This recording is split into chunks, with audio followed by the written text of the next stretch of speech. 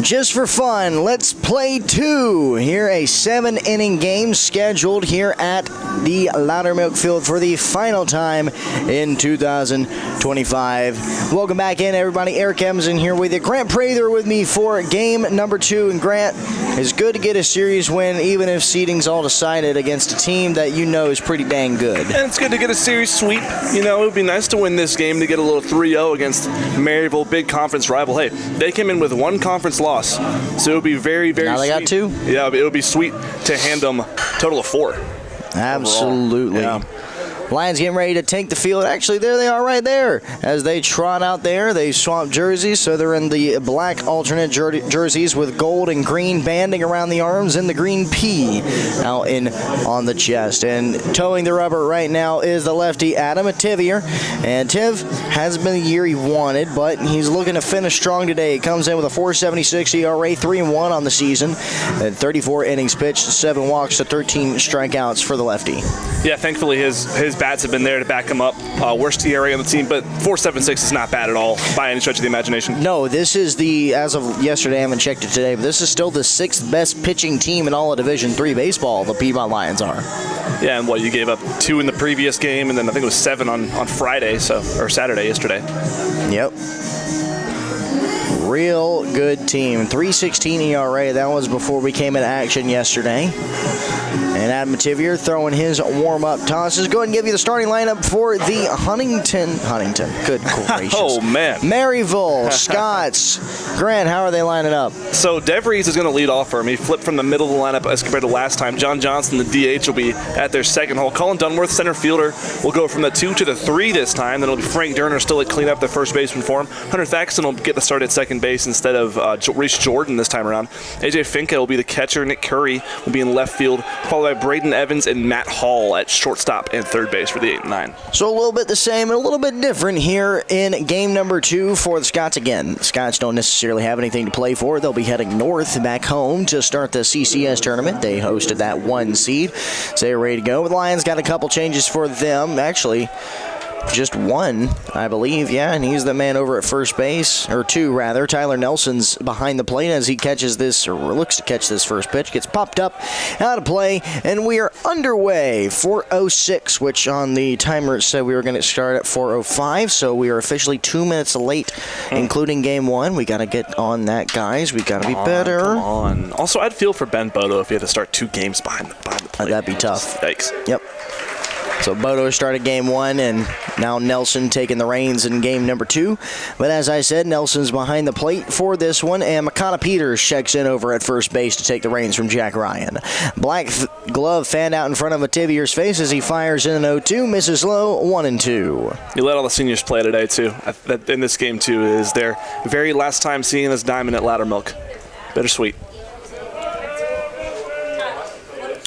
A ball and 2 strikes, and Tivier watches that one get lined out towards left field. Cody Funk comes in on his horse and makes the grab for out number 1. So that'll bring up Jacob Johnston. Been a little bit of the thorn in the Lions' side. He's been a little too productive for the Lions' liking in this series. Their speedy hitters have been the issue. Reese Jordan is the one that pops out to me. Obviously not in the lineup today. Maybe thank goodness. They're just keeping him from any injuries, it looks like. But, yeah, these speedy hitters have been giving him fits. Again, a shot towards left field. Cody having a little bit more trouble with this one, but the left fielder is able to flag it down. There's 2 away. Stay busy. Well, I was about to say, I like this. Gets the legs moving. And makes it get by quick, too. Again, just a 7-inning ball game here today, or at least in game number 2.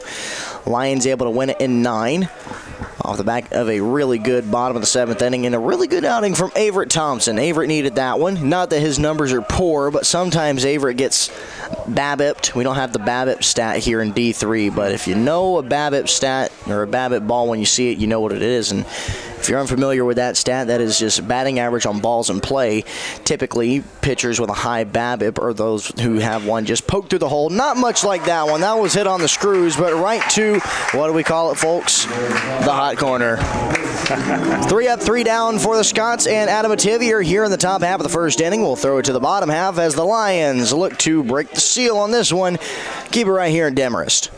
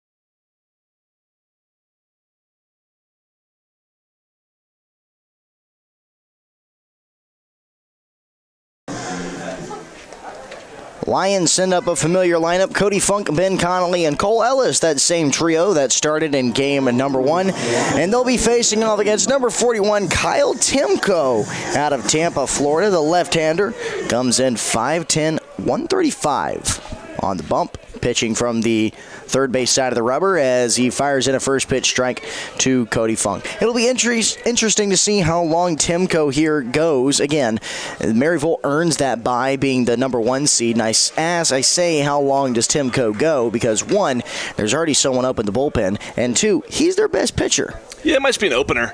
Statistically, he's their best pitcher, and you don't want to have him go too long before conference starts. So, yeah, probably just the 1 inning to get you started off, get him a couple of reps, some momentum going into conference. But I love this lineup that Scally's put together, especially in game 1. It was good. You have 3 speedy guys, and Funk, Connolly, and Ellis, and then you bring up Few, Carlson, Kate.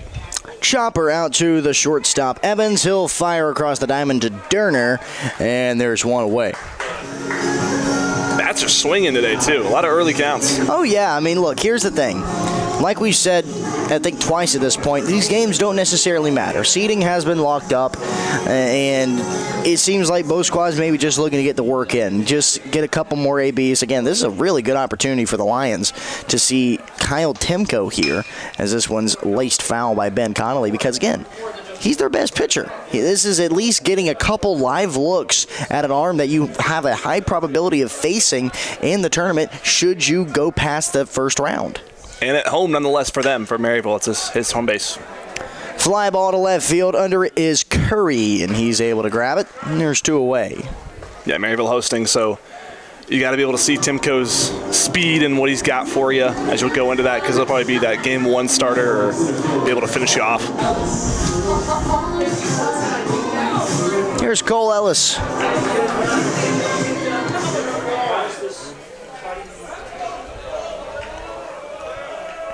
Looking to extend the inning. Lefty-righty matchup. Big curveball finds outer part for a ball. You know, thank goodness we have umpire switches in between games, because our home plate umpire didn't necessarily have the best zone today for game number 1. So it's good to see a new face behind there. Well, actually, we don't see his face, but good to see a new back of the head behind there. Black shirt, gray pants. 2-0. I don't know how they wear that, man. I don't know who coordinates all the outfits, but I could not do that. Even when I got to umpire 2 games, and I was like, don't make me get out of the baby blue polo. Just let me wear this. Yeah. It's nice. It's too absorbent to light. Exactly. No, man. No. 3-0 pitch on the way from Timko is going to be a strike on the inner half, as it'll move to a 3-1 count for Cole Ellis.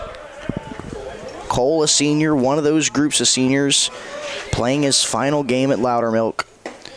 And it'll be ball 4 for him. So in his first plate appearance of his last game at Loudermilk, he takes a trot down to first base.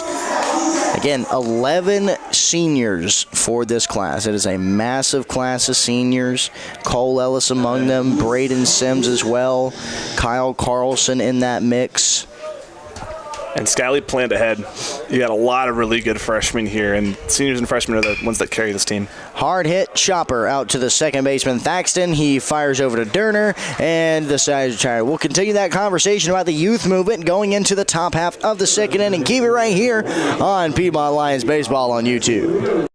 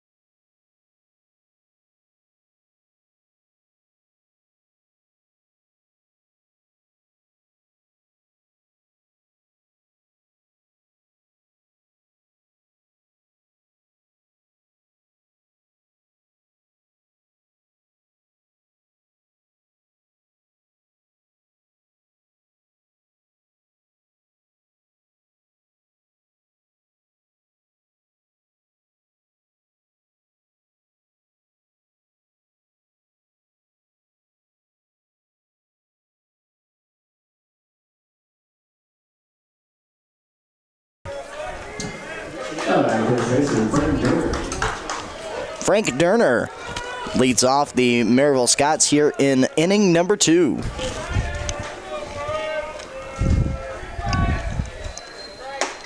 First pitch from Mativier stays upstairs.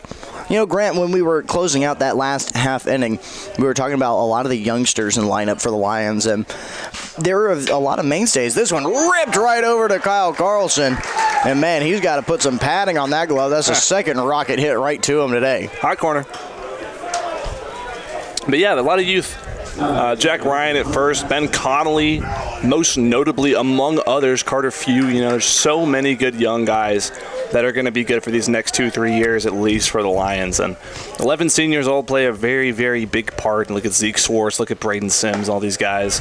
And then, I mean, they're going to be on next year. So you got to have some guys to back them up, and got the perfect group in front of you.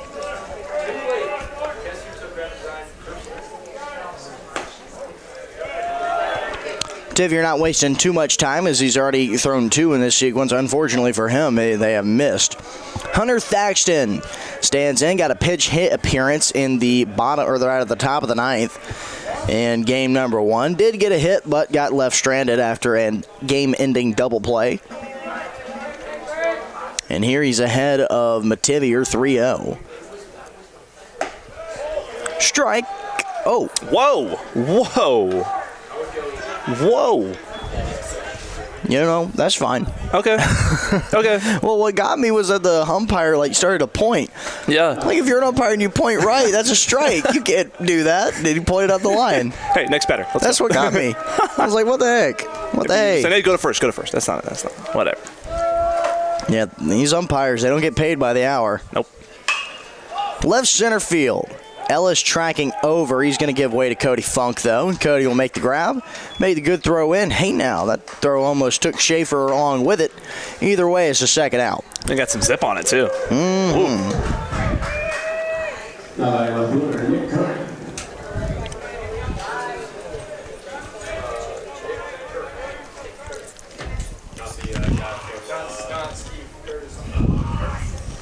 Runner at first base.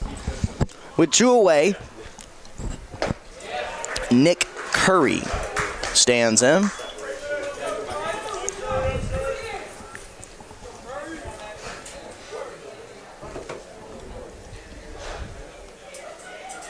It's been a good day in Demarest so far. The sun's come out to shine. The first game 1, it was mostly clouds all game.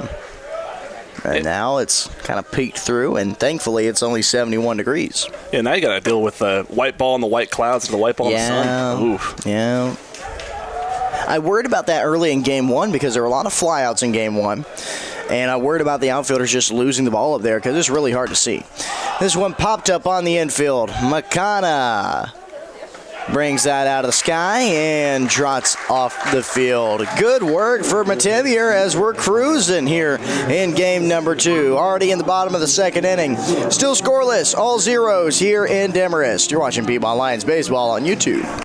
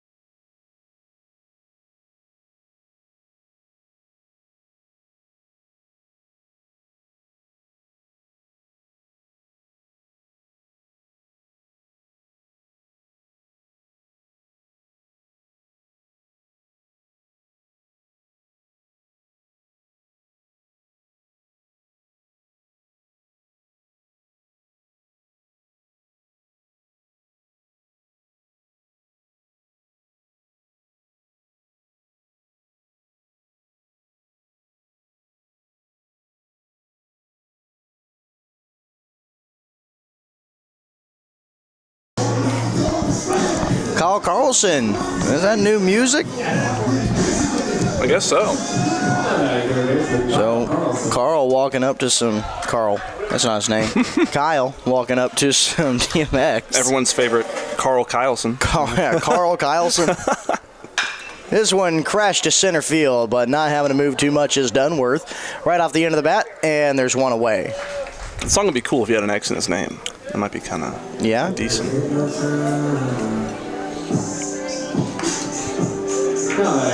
So that'll send up Trace Kate, or rather.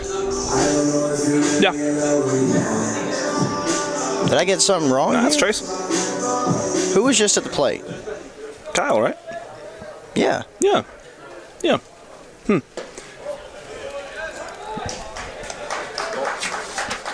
We're going to figure this out. We're going to get the end of this, folks. It's the end of the year. That's fair. It's justified. Did Carter Few not bat? No, he did. He definitely did. He did? Yeah, because he grounded out to end the bottom of the first, yeah. Oh, I see what I did. Oh, we can't trust the scorebook, I see what I did. I put a ground out for Cole instead of Carter. Oh, come on, Eric. And there we go. Come on. Old age is getting to me, folks. Yep. Gotta say it. Gotta say it. In my glasses. I didn't take my pills this morning. Yada, yada, yada. What was it like seeing Calvin Coolidge as president? Not good. Not good, Grant. So it's 2-2 here on Trace Kate. Chopper, third baseman Hall up with it, fires a loop over to first base, and yeah, that's going to be nowhere near close.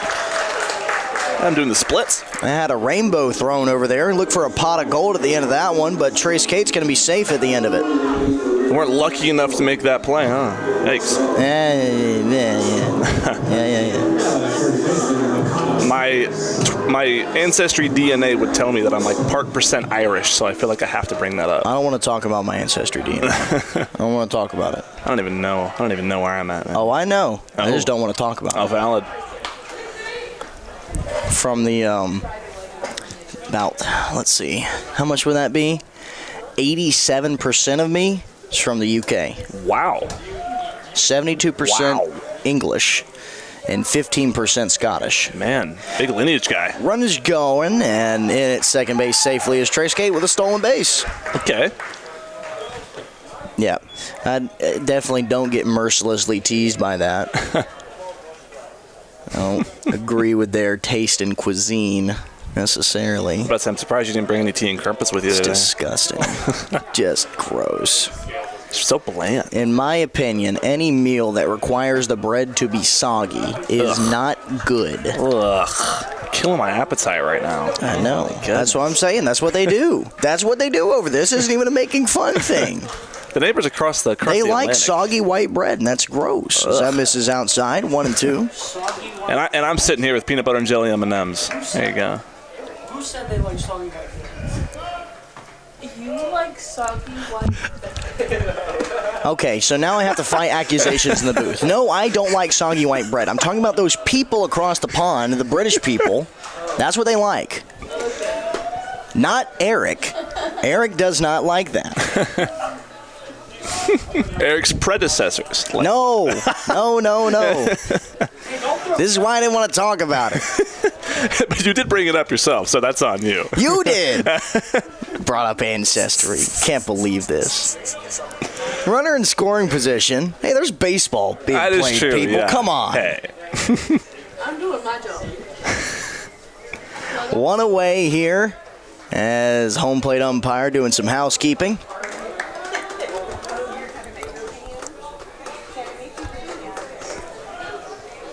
McConnell Peters stands in. Runner at second with 1 away. 2-2 pitch on the way is going to have to wait as Timko has got a good motion to wheel back to second base. He's pretty robotic in the way he has his windup, so I think that does help. You know, you can get a really quick snap motion over there. That one dives down in near the shins of McConnell. He's all good. So it'll be a full count pitch for the Lions first baseman. 3-2 pitch. In the air. Right side over is DeVries. He loses the hat, gets the ball though, and keeps the runner at second base. There are 2 away.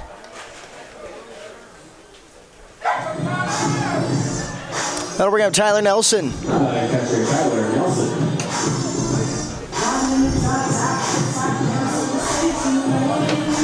Again, Nelson started game 1 of this series, took game 2 off, give it to Ben Bodo, and then he's back here for game 3 getting some swings. It's a good bat, too, especially bottom of the lineup. It's a good guy to knock in some runs like he got on second.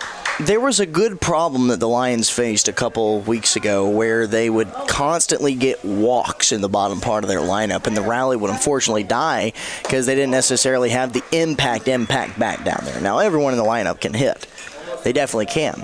However, they were just lacking that big punch from the bottom of the lineup. That's why Justin Schaefer is getting a couple more starts here at the shortstop position. We'll be interested to see how that fares come tournament time. You might want to just opt to put Osmond back in there for the defense.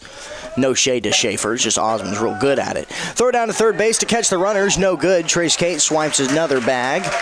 That's 2 for him on the base paths as he pops up at third base a little dirty.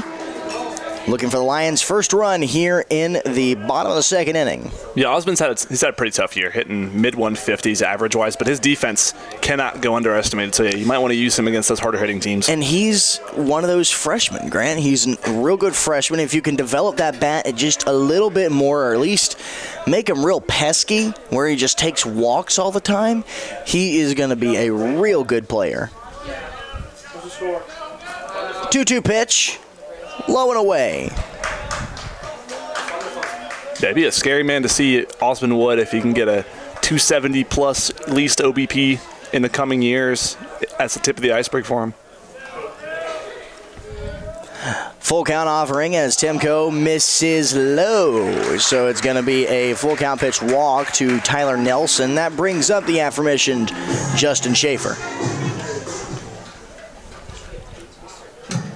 I gotta say, these freshmen have lucked out too. They've been put in a lot of positions to make a difference because they're mixed into the lineup everywhere. Jack Ryan hit 5th for a long time, and obviously Ben Connolly at the 2 spot has really shown his worth. So Carter Few hasn't left the DH spot or the 4 spot all year. Yeah, Scally's been putting him in good positions to win. This one hard hit through the hole, base hit. Justin Schaefer drives home the game's first run. 1-0 Lions. Right on cue.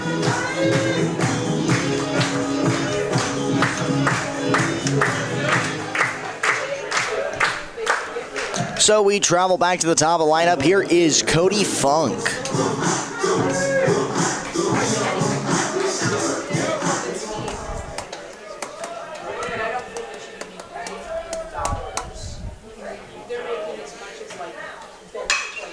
Right center field, hit well. Over is DeVries, and he'll make the grab at the gap.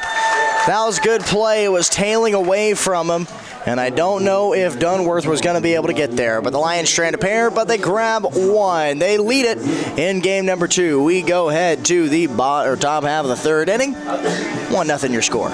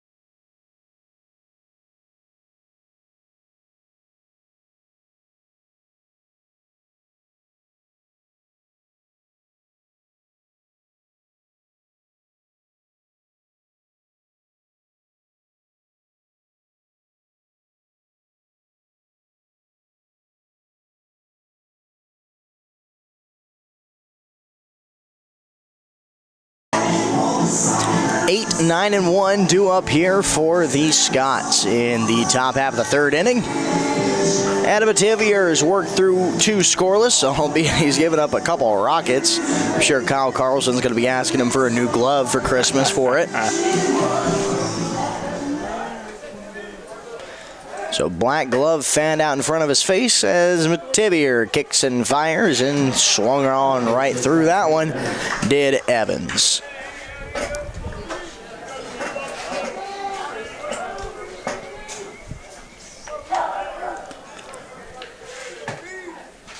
A 1 pitch, good breaking ball, but just missed.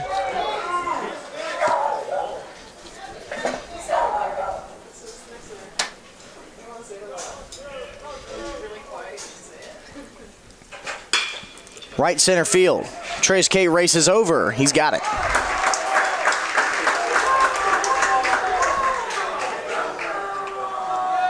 One away here. Majority of these outs for Mativier have been made in the air. Actually, all of them have. You got 2 flyouts in the first with a line out to the third baseman, a line out to the third baseman in the second, and a fly out and a pop out. How about a 180 from yesterday with Peyton Irvin? That was all ground outs. Now Yeah. it's just flipped the script on him. That one just missed apparently, so it'll be 1-0 for Matt Hall.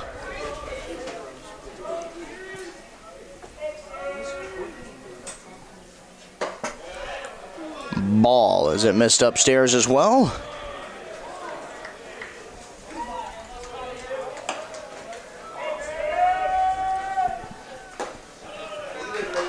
Strike on the outer half as Mativier looks to climb back into this one.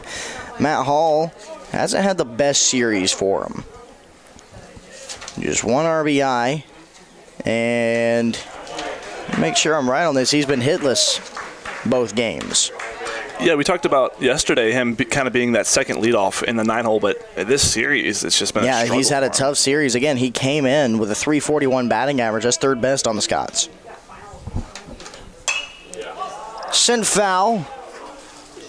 That went off the tool shed on the right side of the field.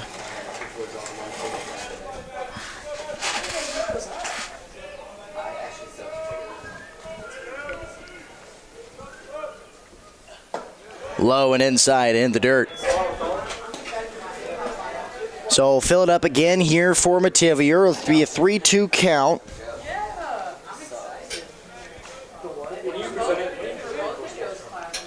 Full count pitch.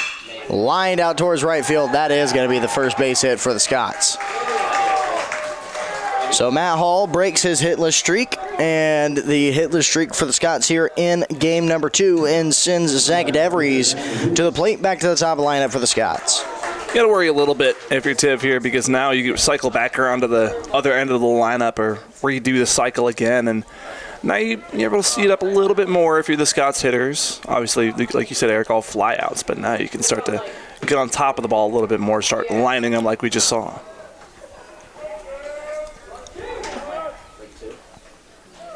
Hard hit down the left field line, and a foul ball.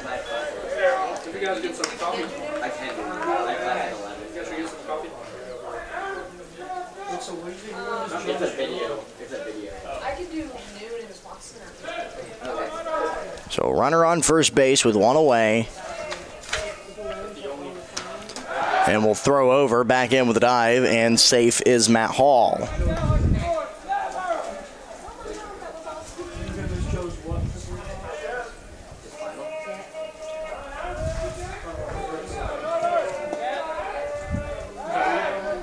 Again, back in with a dive.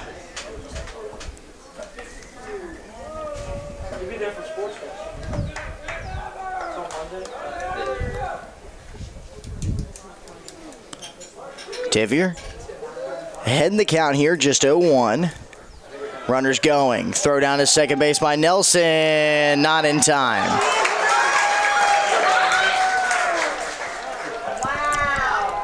So Matt Hall able to get in just ahead of the throw from Tyler.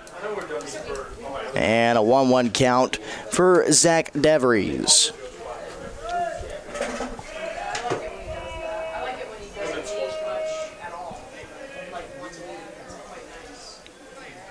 Mativier from the belt kicks and fires and misses outside. April 27th is the date of today.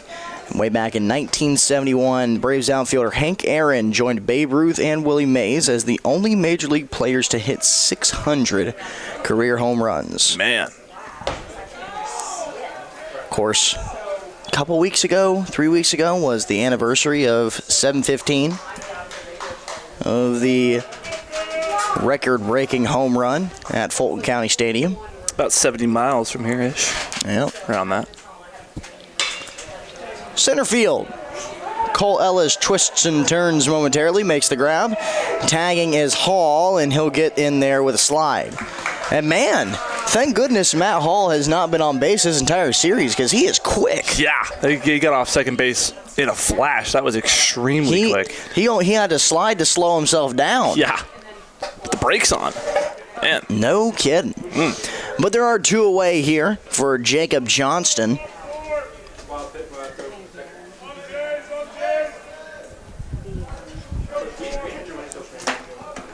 First pitch of the sequence from Mativier, swung on and fouled back.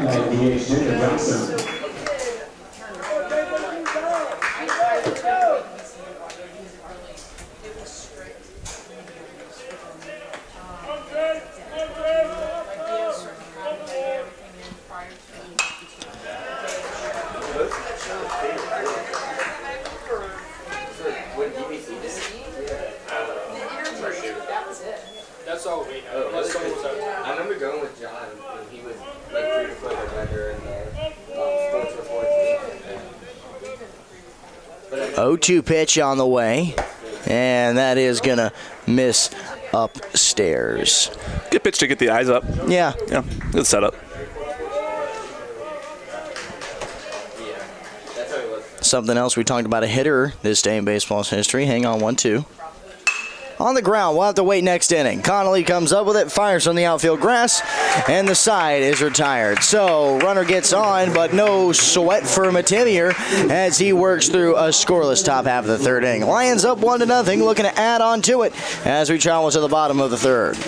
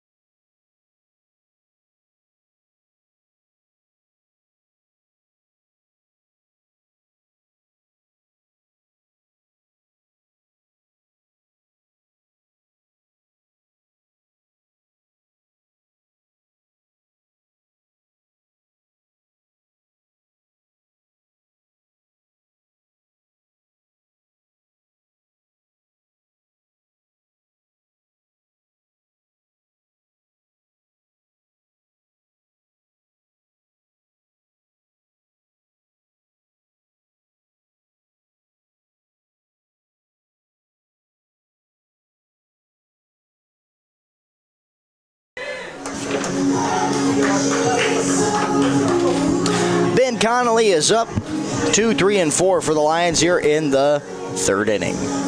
Man, Eric, I was waiting for the suspense of that comment you made before we went to the break about the hitter. Yep, there you go. So we talked about the hitter in Hank Aaron, who joined the 600 home run club on this day. And on this day in 1983, Nolan Ryan becomes the all-time leader in strikeouts. What an eventful day.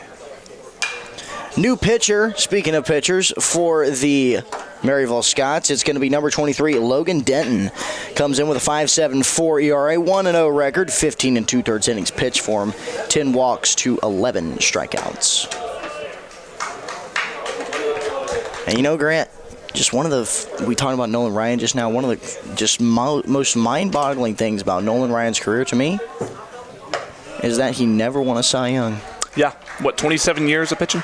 Never won a Cy Young. I mean, the fact that he went 27 years is the craziest part to me. Yep. By the way, Denton, another freshman for these Scots. They have been really giving those freshmen some reps on the mound today. Yeah, they have. It hasn't worked out in their favor like it has for the Lions. You know, again, the Lions gave their chance to freshmen. They started, I think they went 3 freshmen in a row, rather they went Miserly, freshman, Bryson, sophomore, McCollum, freshman, Thompson, sophomore. Young guys. That bounces away, and it will be a leadoff walk here for Ben Connolly. So Lions, good start here to start, or at least try to add on to a 1-0 lead.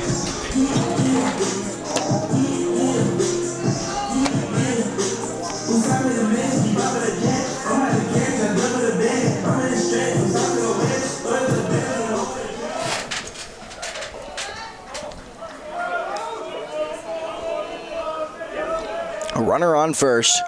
He's going. This one, foul ball at the plate.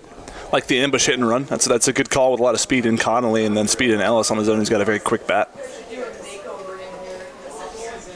This is such a fast lineup for the Lions. Funk, Connolly, Ellis, all can get it going. Kate also can when he's at the top of the lineup. Don't count out Carter Few. He's got some good wheels behind him. He's got a couple. Yeah, you can get up there. Yeah. About, 65 speed? You put him in the MLB The Show? I would give him about 70. 70? Yeah, I would give Cody a solid 95. I'd give Ben 85. I'd give Cole Ellis an 80, 85 probably. I feel like highest overall on this team would probably be Trace Kate, I'd imagine, just because of his fielding. Yeah. Solid 92 overall.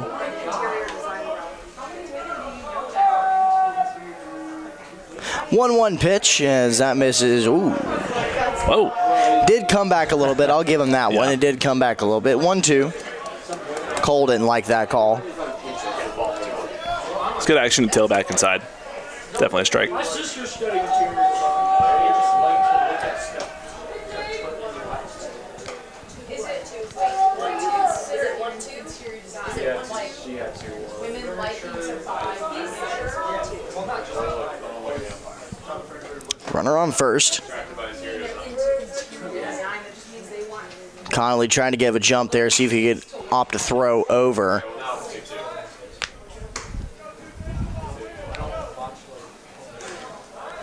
So a ball and 2 strikes here for Ellis as he climbs back in. Yeah, I had one ball.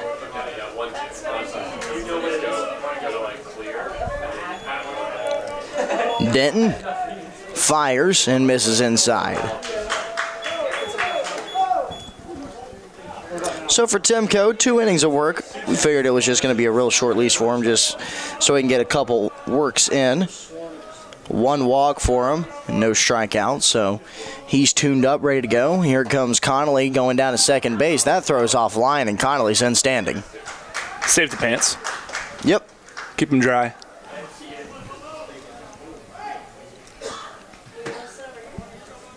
So it'll be 3-2. Full count offering for Cole Ellis. And again, as I was saying, Timko is wrapped up in bubble wrap. He'll be sent back home. Zeke Schwartz is the same way. That's why he didn't pitch, and thankfully the Lions didn't necessarily need him. This one hard hit and foul as the bullpen took care of business, and that's just good pitching will take you so far, Grant. Yeah, Zeke with a sub-2 ERA this year. He's actually sitting by the backstop right now in the seats. He can take his day off. Saw him walking up. He's got so much aura around him when he walks. I mean, I saw him in the gym a couple of weeks ago, and I'm like, who is this dude? Yeah, you kids love that word. 3-2. Low for ball 4. Second walk in the inning. And Cole Ellis is aboard. That'll give the bat to Carter Few. I'd rather not use the term swag anymore. I feel like that's put in the past at this point. That's back in my day. Yeah, exactly. That's what we used. Yeah. Don't make me say it. Don't say it. I'm not going to say There's it. no need to say it. I've said it. I've hit my minimum amount. I've said it once. I'm going to have mercy on you and not say it. There's a bunt right back to the pitcher, Denton, and few sacrifice bunts 2 over, and there's 1 away from it. So I'll bring up Kyle Carlson.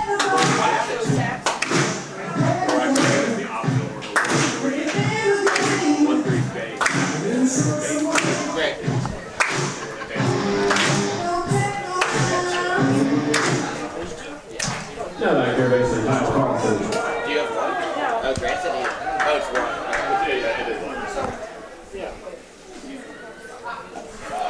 That bounces away, and Connolly didn't get too good of a jump on it. It was a good job by Whitaker to block it up.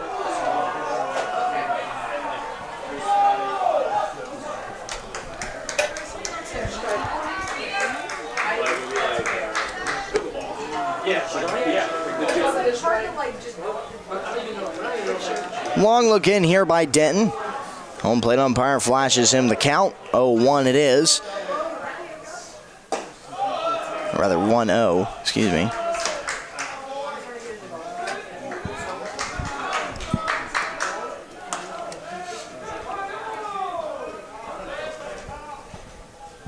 Denton looks back in. Righty kicks and fires, and Carlson comes untied at that. That'll be a strike against him. He's swinging for that right center gap on that one, pushing it. He wanted it. Yeah, Denton's got a interesting leg kick. He doesn't necessarily have one. He just kind of comes short right to the plate. Doesn't have a lot of flashes with that knee. As this one's rifled to left field, hit well too hard, but no, it's going to fall right in front of Curry. I thought Curry was going to come in a little bit. Didn't have the best jump, and Kyle Carlson's got an RBI single. Just lost track of it. Yeah, it looked like he was on it the entire way, and it kind of died on him. But that was a great approach by Carlson to hit a breaking ball. That thing snapped straight down at his ankles, and he was able to pull it. Yeah, after getting untied the previous pitch, I know that feels good. Get to shake some of that shame off and take your trot down to first. Bullpen for Maryville is already getting started for something else. As Trace Cate climbs into the box. Infield single for him last time. He also swiped a bag. Actually, I think he swiped 2 bags in that. This one gets in and out of the mitt of Whitaker. And it'll be 1-0.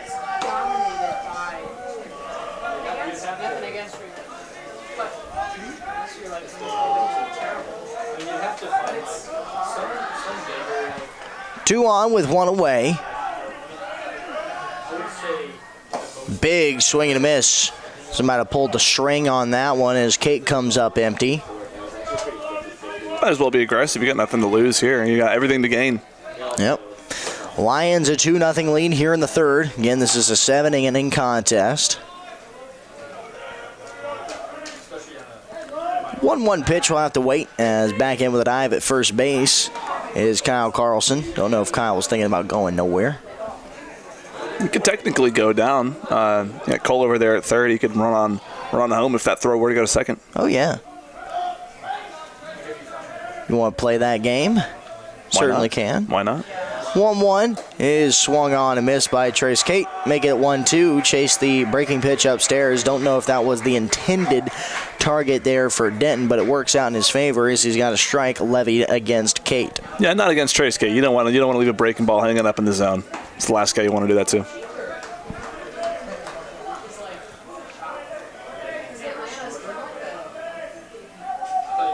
One-two. Left field. Over is Curry. He can't get there. It jumps in front of him. Same spot, same result. RBI single for the Lions, and they're still looking to pour some more on.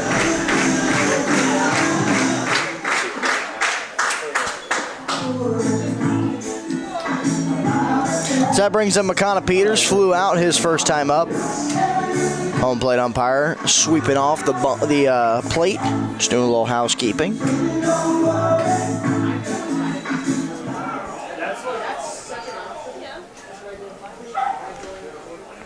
You're in a jam. Catcher's going to go talk it over with Denton on the mound there. It's a good idea.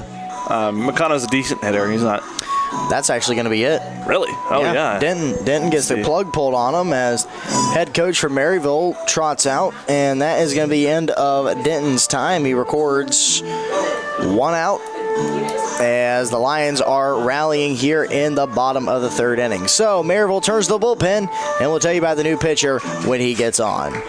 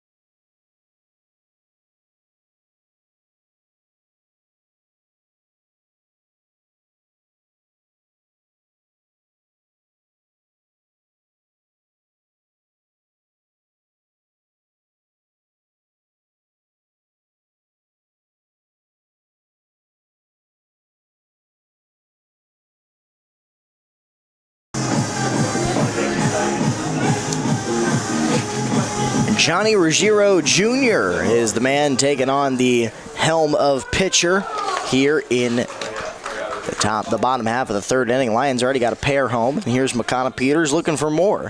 First pitch from Ruggiero. Swung on and missed. What an aggressive windup. Whoa. Slings that thing.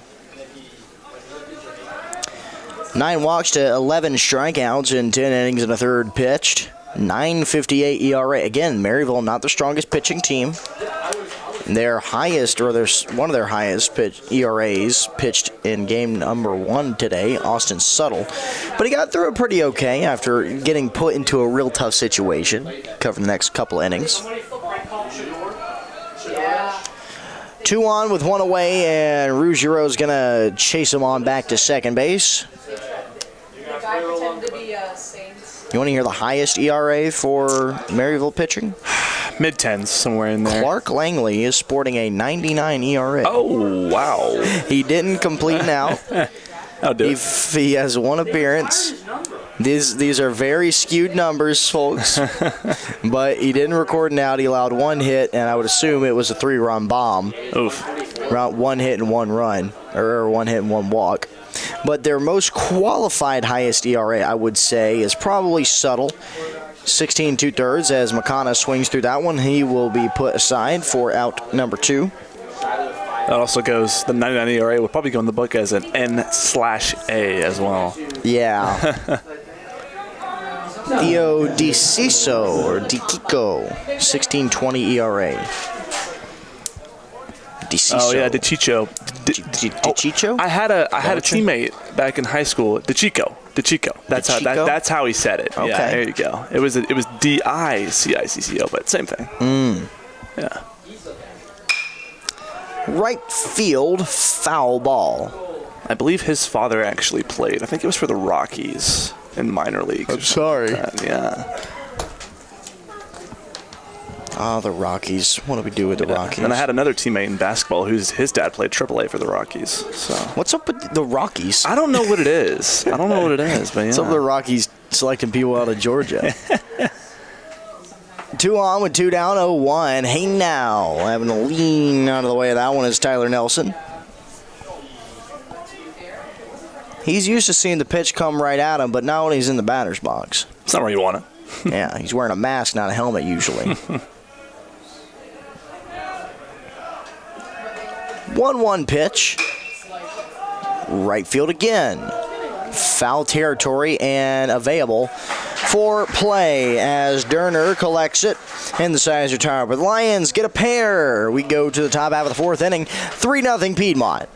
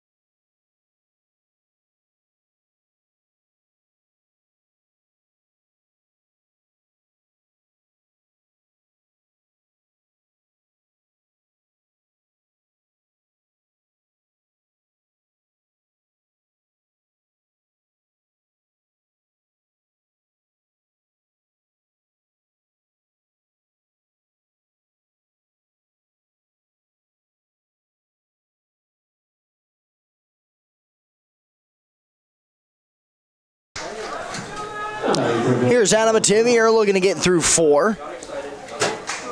He'll face off against Dunworth, Durner, and Thaxton.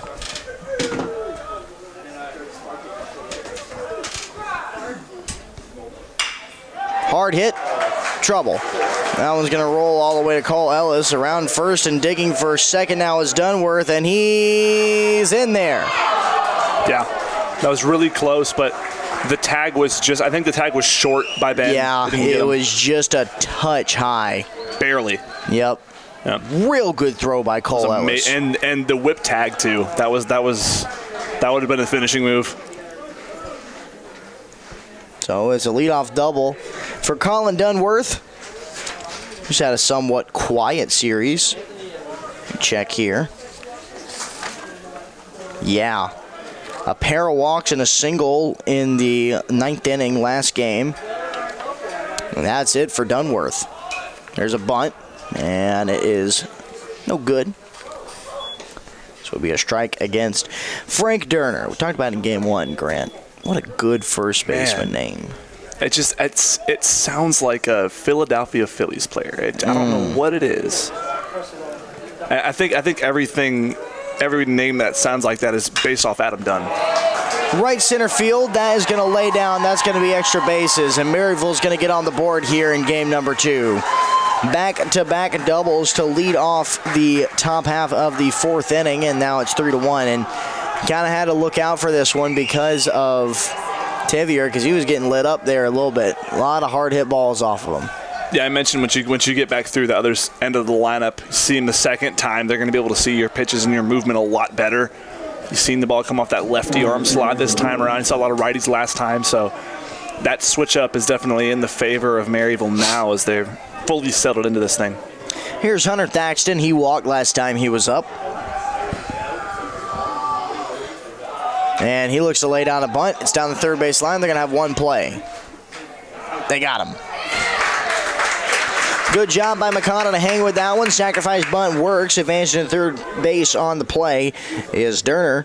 And that'll bring up A.J. Finko. Yeah, those really shallow picks are always the toughest to get out of there. You honestly want the higher picks. They're easier to react to.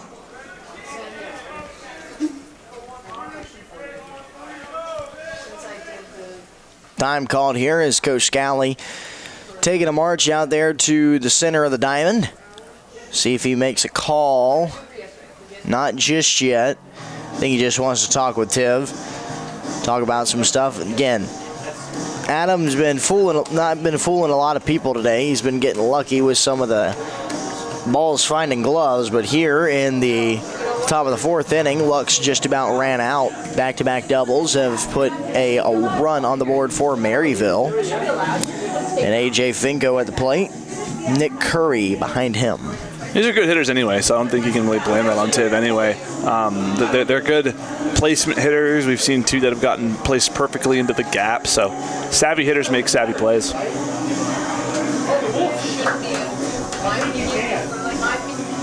I agree with you. I'm just saying I think that's allowed. They don't do it at all. So a runner 90 feet away. That will be the second run for the Scots. And one away here in the top half of the fourth inning. Mativier kicks and fires and misses low and inside. Finko getting his first start and first action of the series. Haven't seen him a lot. Usually we see Whitaker behind the plate, but not today, or at least not in this game. Big breaking pitch. Also misses outside, or rather as a ball. First pitch down and in. This one high and away. So trying to radar it in here is Mativier as he kicks and fires 2-0, and this one slapped to left field on a charge. Funk's not going to be able to get to it. And one hops and ricochets off the wall. It's going to be another double here for Maryville.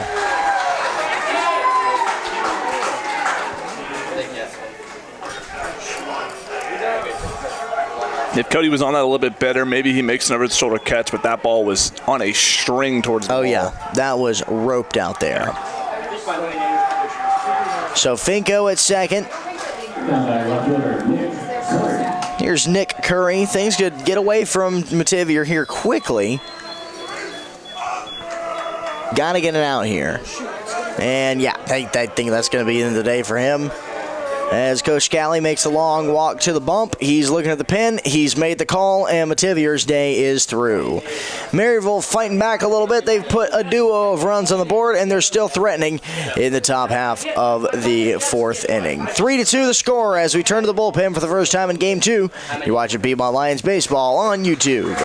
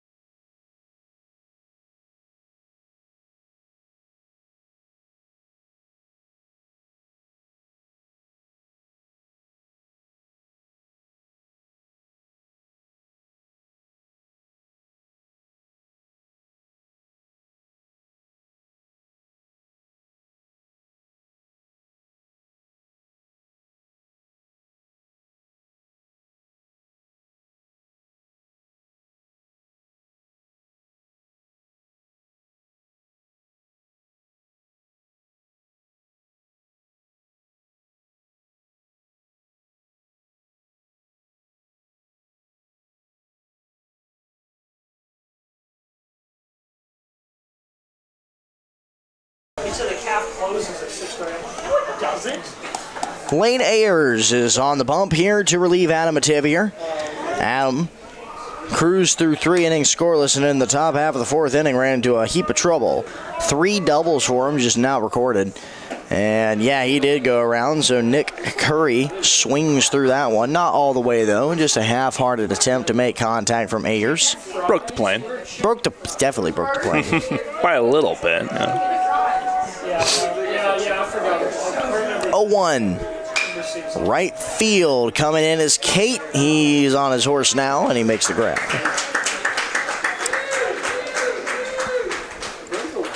Second out for Braden Evans to stand in. Evans 0 for 1 today. Flew out to Trace Kate in right field his first time up. A.J. Finko waiting for a ride home out at second base. He's part of that trio of doubles for the Scots. They almost traded places, if not for a sacrifice bunt put down by Hunter Thaxton. Inning has gone double, bunt, so ground out, 1-3, double, fly out. On the ground, hard hit, not going to be a shot there for Schaefer as it sneaks through the hole. It's going to be a single for Evans. Didn't know if there was going to be a play at the plate, so I had to hold my tongue on that one, but it is going to be an RBI single for Braden Evans as Finko races home. So it's all tied up here, a 3-run inning for the Scots. Now that is third baseman Michael Hall.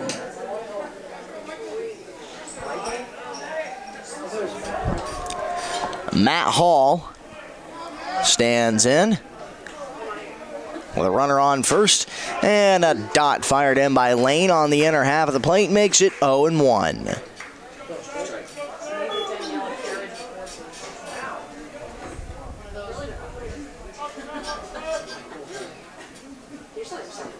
Low again, they got the runner. Nelson trying to find a way to fire down. Got to be a strong throw to get him back. McConna chases him down, trying to get him on the base pass. Now it's Schafe's turn, and Schafe's not going to be denied. Slaps the tag on him, and the side is retired. Man, oh man, is Evans not happy about that one. Either way, Scots put 3 on the board, and it's a whole new ball game once again. We're halfway through this one, halfway through the last game in Demarest for the 2025 season. We go to the bottom half of the 4th inning, 3-3 the score.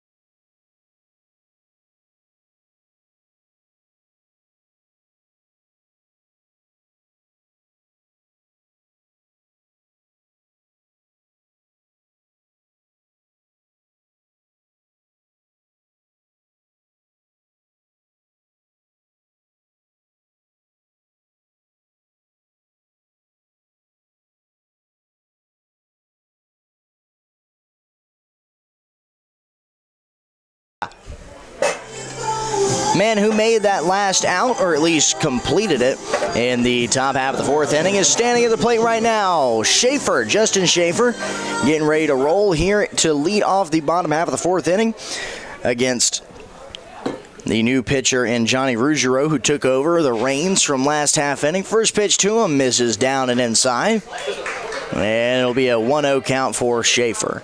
Again, we talked about Schaefer getting a couple more reps over at shortstop than usual, and that's because, you know, you want to see if you can get some more offense. Tucker Osmond, great defensively. If you can tune up that bat, he's going to be real good back there at the backstop or the shortstop position. But right now, Justin Schaefer providing a little bit more offense, and hey, he's got an RBI this game.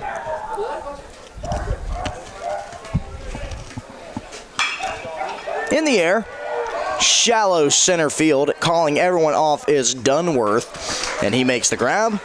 One away.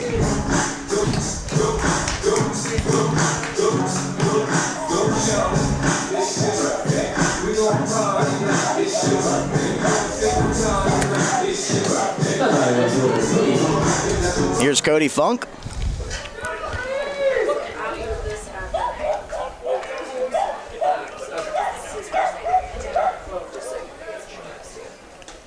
That skipped back to the backstop, but no runners on, so it doesn't matter. Rougereau just gets the new Pearl back. Look at Davin go. I'd say Davin's got a helmet on. Yeah. He just getting the ball, he's just making sure he's protected out there. He's He's got a bat. Okay. Yep. Off the hand, sent foul. And there goes Davin again. Looks like he's probably, is that replacing Cole, it looks like? Maybe. It might be getting that time where we start getting some substitutions. I see another area. In and out. Handing his bat over, yeah. So maybe he's got before Carter, so guess we'll see. He's got the baby blue gloves on. This one on a short hop, hit right over to Evans. He makes a good strong throw over to Durner. There's 2 away. So I guess, if I don't, that was another way that Cole can come in the game. So I guess whatever last AB we saw was his last one at home. And we'll see. Yeah, never know. If Connolly gets, and yeah, I think Cody just got a handshake from Scally. That might be the end of the day for him. I think it's get some of the younger guys their reps today. It's a close game. You might as well have some fun with it. On the ground, Chopper through the hole, base hit. He's not letting you have those goldfish, is he? He's not letting you have your goldfish, he's not. is he? Yeah. I haven't eaten since 11 o'clock today. I'm just trying to get a couple snacks in. Connolly being real mean to me. If I leave a legacy here, it's just that I brought goldfish to baseball games. Yeah? Yeah. I'm the snack giver of snacks. Oh, talk about bad luck for a freshman getting picked by senior song. Oh, man. That's tough. Who run the world, Grant? Girls, according to the song. There you go. That's right. Yeah. That's what the lyrics say right there. Davin Miller in the left-handed batter's box. You know, Davin, we talked about the youth movement. Davin doesn't start. But in every big comeback here at Loudermilk this year, Davin Miller has somewhere been involved. Yesterday in LaGrange, most notably, those are probably 2 of the Lions' best games on their own anyway. So, yeah, he's clutch. 0-1, chopper foul, and it's quickly 0-2 on Miller. It was just earlier. I feel like if you make comments like that, it's a foul. I mean, it is. Yeah. But if you tip it, it's like. Runner on first. After the 2-out single, 0-2 pitch to Davin Miller. Swung on through. So Rougereau works a scoreless bottom half of the 4th inning. We are going to the 5th. Still tied up at 3-3. Hey, and 5 hits apiece, too. You're watching Be My Lions Baseball on YouTube.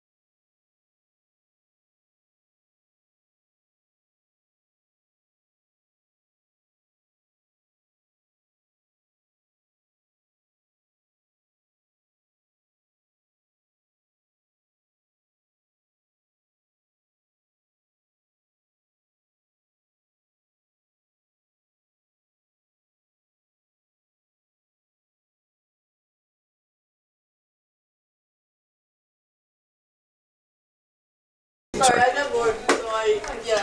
Lane Ayers back out of the bump for the Lions. Stand back on third baseman, Matt Hall. Final item for Adam Mativier, 3 1/3 innings pitched, 4 hits, 3 runs, all earned, a walk and no strikeouts. And a strike poured in there by Ayers to start it off. Entering some of the final weeks on campus. Finals week is next week. Don't remind me. Yeah? Don't remind you? Don't. Please don't. I got an 8 a.m. on Friday and then at 2 p.m. Oh, goodness. Biology and then history. I'll be honest, I don't even know my final exam schedule because I've been so worried about capstone. That's really the only thing that's kind of popped out in my mind. That's fair, yeah. So I have my final capstone presentation. I got that, that's been in the memory bank since January. So April 29th. 3:30 as that one's sent up the middle. Matt Hall was denied a plate appearance last inning due to his teammate Braden Evans getting caught, and here he makes good. And suddenly, Matt Hall has 2 hits in this game for the first time all series. I think he heard us. Yep, probably. Pretty sure he heard that and had to turn something on. Yep, and remember, Matt Hall real quick, so you got to be careful here.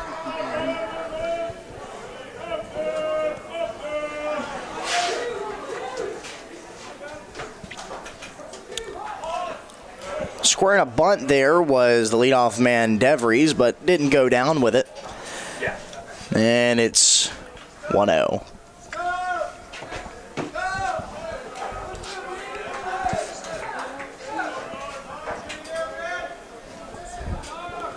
Top half of the 5th inning here in this 7-inning contest. 1-0, first to throw over, back in with a dive is the runner Hall.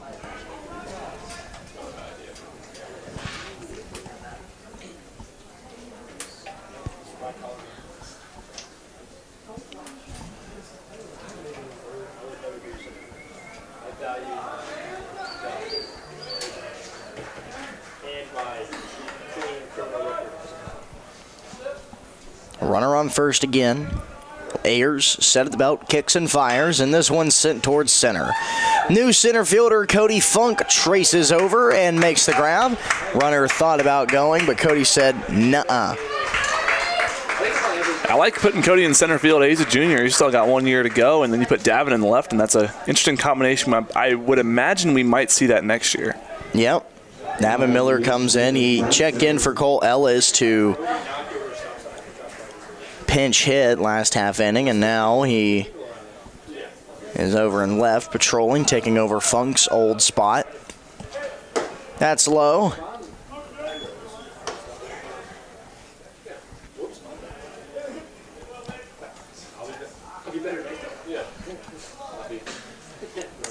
Ayers shakes off a sign. Now checks the runner. He's in agreement with Nelson. He kicks, he fires, he misses outside.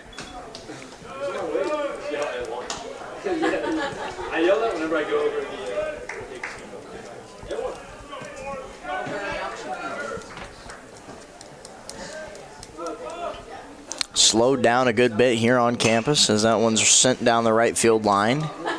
Again, it's very much a calm before the storm. Everyone sitting inside the dorms doing some last-minute studying, trying to fit 5 months' worth of information into 1 weekend of cramming. Ugh, but you took the words right out of my mouth. I was about to say cramming is the perfect term. And then it gets to the weird part, the last day where you got a third of the cars in the parking lots. Chopper out towards Schaefer, going to have one play as Hall was running on it, and a good scoop by McConnell over at first base, and there's 2 away.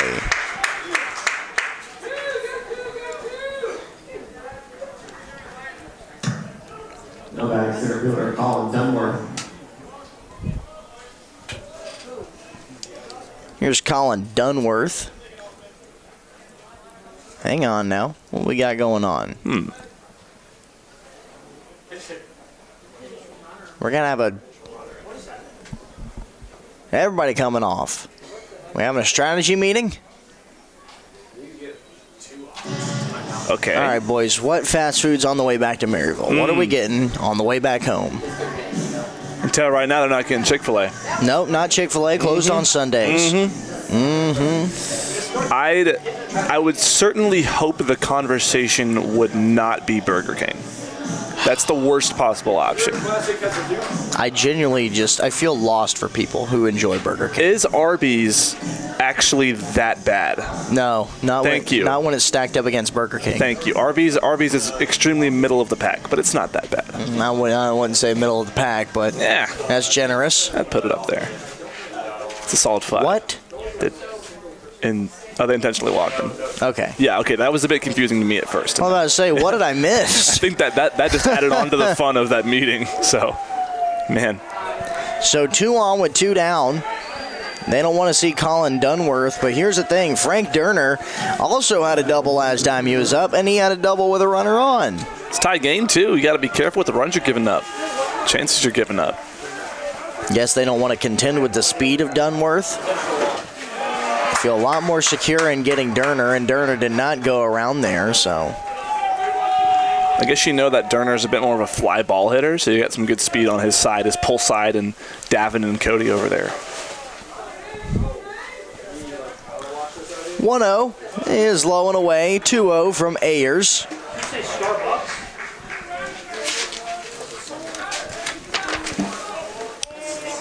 Lane Ayers.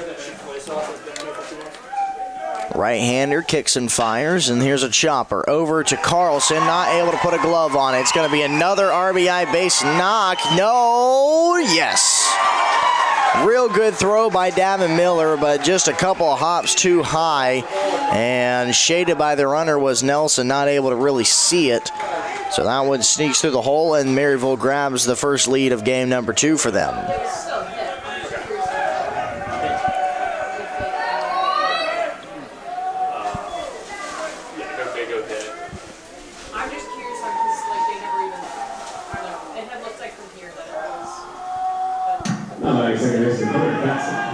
I tell you what, that Maryville dugout's got a lot of energy. Yeah, for a game You can still that, hear them. you don't want to say the game doesn't matter, but like for a game like that, it's interesting. I mean, I understand the one thing for both of these teams is you can't let this get you out of your rhythm. You have to still treat this like it's a normal game, not like it's a game that would win you something, because you don't want to lose your momentum going into conference. 2 on, 2 down. 1-0 pitch from Ayers, and no, he missed again. I was wondering if they were going to appeal. They did appeal. He didn't go. Okay, that's what I was waiting on. No one real happy with that one.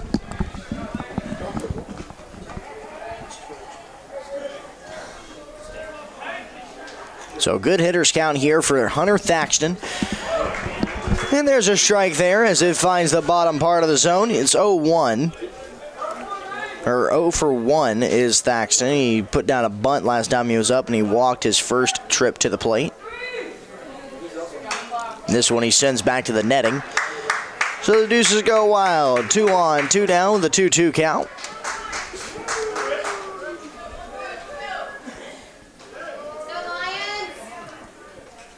Two's flashed up by the home plate umpire as Lane Ayers gets set to fire.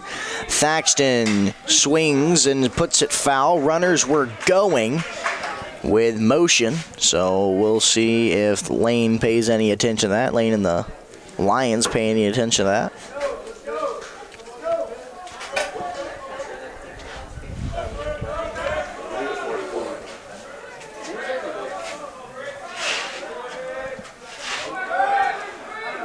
He did step off, and runners were thinking about it at least.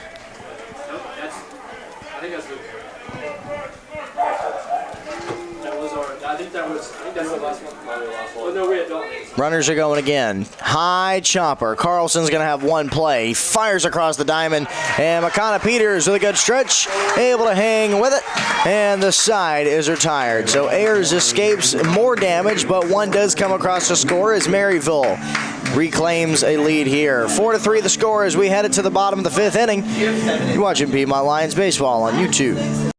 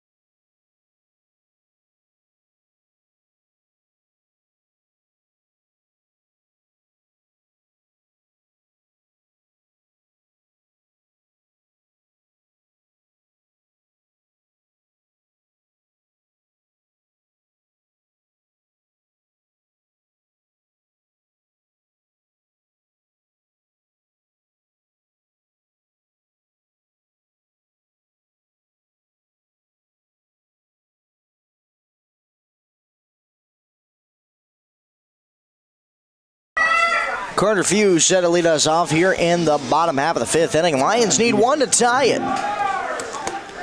They're down 4-3. Had a big inning back in the third. Couldn't cash everything in, but they did get a couple.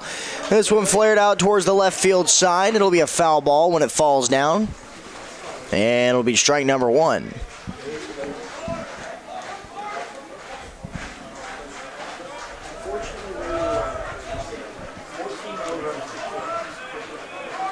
Old Glory stretched out. Good wind out there. Over the top breaking pitch, misses high and away there from Ruggiero. Hey, that's on Carter's pull side too. That's going to help that tunnel in right field. Yep, just kind of get it up there. We've already had one car hit today though, so yeah, don't want to. I don't know if we want a second casualty, but if it comes at the cost of a home run, maybe it's a good price to pay. Strike. Ruggiero putting some effort in too. You heard him grunt after he threw that. He's throwing some gas now. Yep. Not right now. They're getting blown out by 9 points. A ball and 2 strikes. Slashed foul as Few stays alive.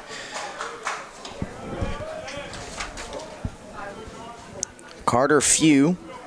Again, he's part of that youth movement out of Alpharetta, Georgia.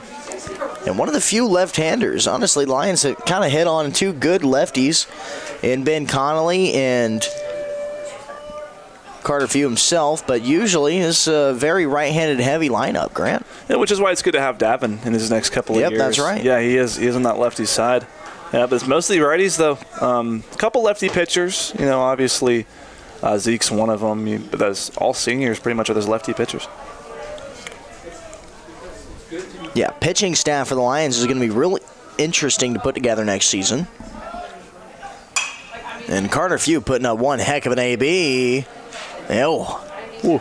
Almost was playable, but it hit the top of the retention netting.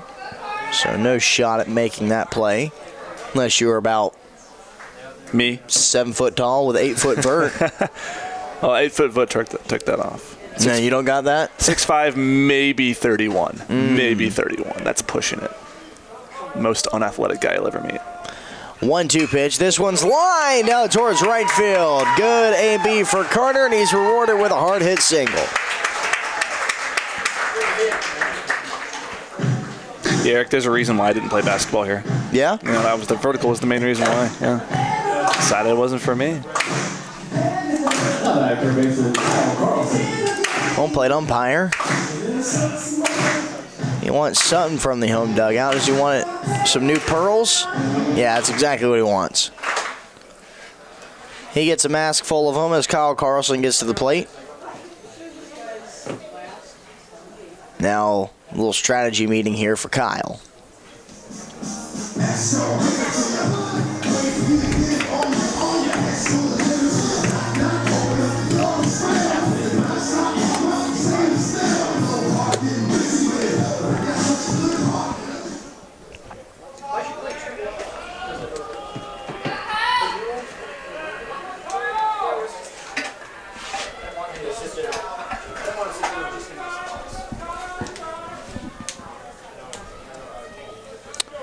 The long pause will come to a close here as we'll finally get some more action.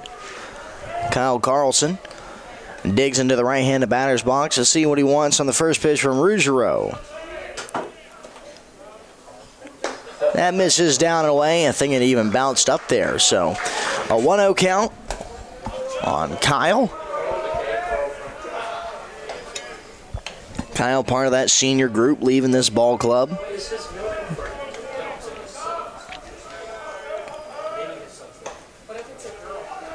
1-0, 2-0 as I missed well outside. So Lions here, seen a lot of pitches from Ruggiero, most thankfully to Carter Few, put up a real good long at bat.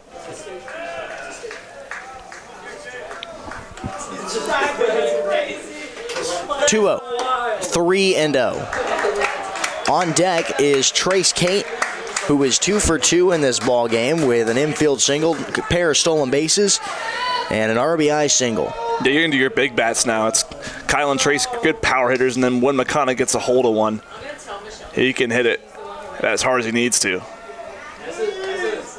3-0, ball 4, and it's a walk. Carter Few moves into scoring position.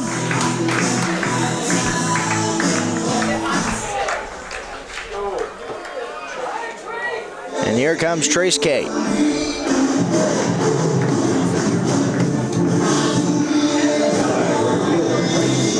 Phil Collins will never get old for Trace Kate. I can't lie. It's just No? too good. It's too good. Heading out there for a mound visit is Finko as they'll talk some things out. Just having a chat. Ends with a fist bump, and Finko will quickly head on back behind the dish. You know why they call it a dish? I really have no idea. Well, this is an old Vin Scully story. So, of course, the great Vin Scully. Back when they first started playing baseball, they would use, whatever they had, upgraded from a baseball glove or a hat, it upgraded to a plate that you would get from home or from your house. So it would be you get a plate, you get a dish. Is this a hard hit bunt? Run and throw here by the third baseman Hall gets Trace Kate as the Lions bunt a couple runners over. Wonder how many of those broke back in the day, though, Eric. That doesn't seem like a very efficient way to do things. No, it didn't. Yeah. You had to be real careful, I guess. But then again, they weren't running as hard or playing as hard back then. I feel like there was some pretty good home plate collisions back in the 40s and 50s. Well, that was when it was organized. When they were still like getting the things ironed out of everything. Don't know. Hey, basketball started with a closed peach basket, so I guess sports have come a long way in a couple of decades. Couple of decades? Couple, just a few. Just a few? Just a little bit. 11 or 12, nothing crazy. McConna sends one out towards left center field. That's going to find the gap. 2 are going to come home. McConna Peters strolls into second base. Pop-up slide. All right.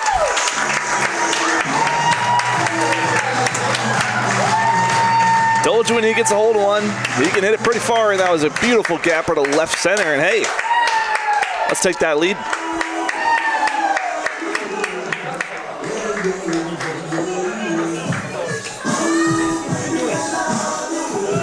And that is going to be the last pitch that Ruggiero throws in this ball game, as he'll have the ball taken from him. And again, Maryville turns to the bullpen. But McConna Peters hits a game tying and a go-ahead run double to put the Lions up 5-4 in the bottom of the 5th inning. Still plenty of baseball here in Demarest. Keep it right here. We're going to take a quick break, and then we're going to tell you about the new pitcher when we come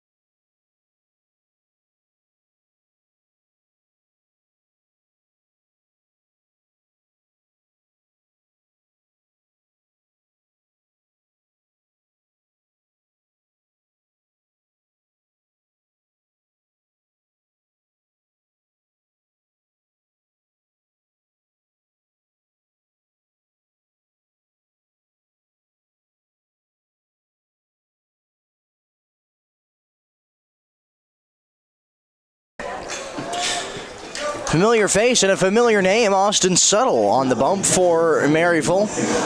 The senior pitched in game number 1 and is asking to pitch in game number 2 as well. He'll be first facing off against Tyler Nelson.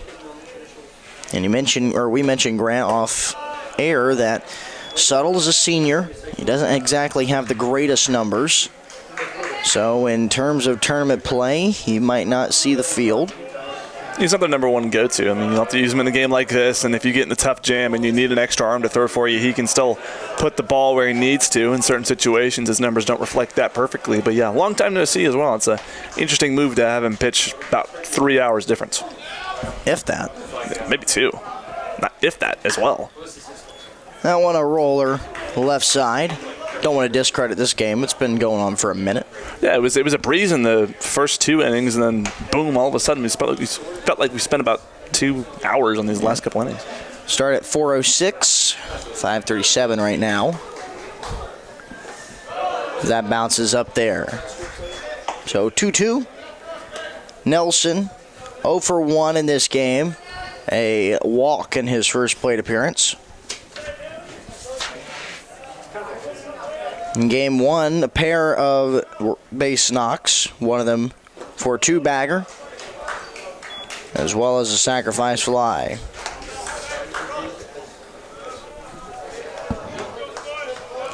It'll be a full count for the Lions backstop as he climbs back into the right-handed batter's box. McConnell Peters waits out on second, looking for a ride home.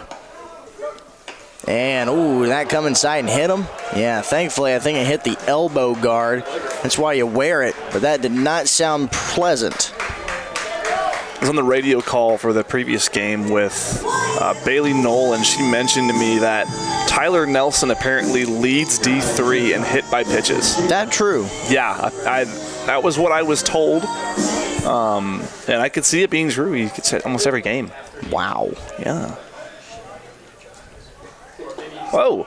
That one got away from Finko, but he's able to find it quickly. So no harm done.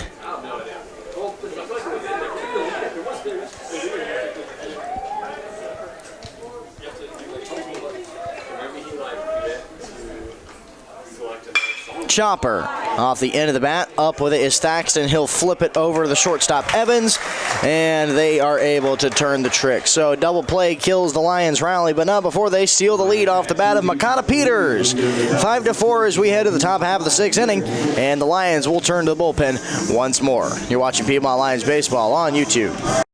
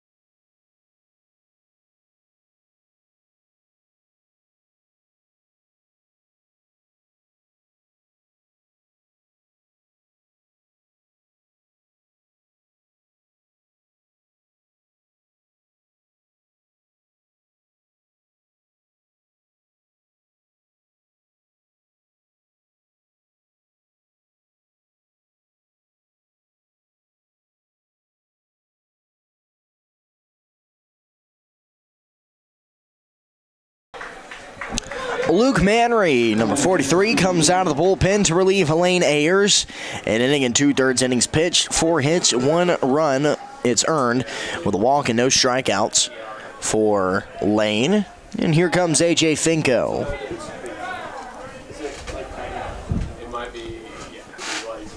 First pitch is a strike. Fired on in.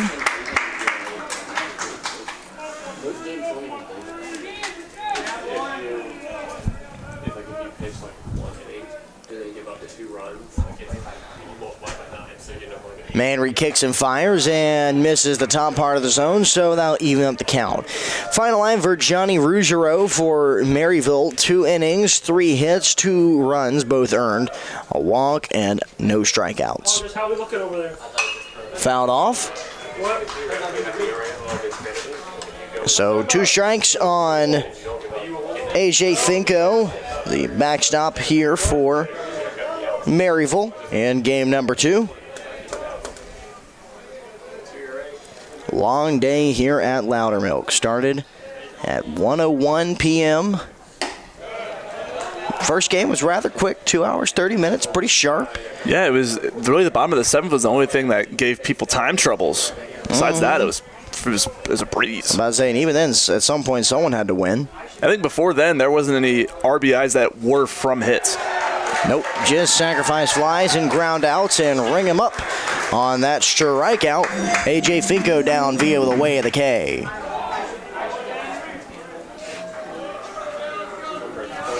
That'll bring up Nick Curry.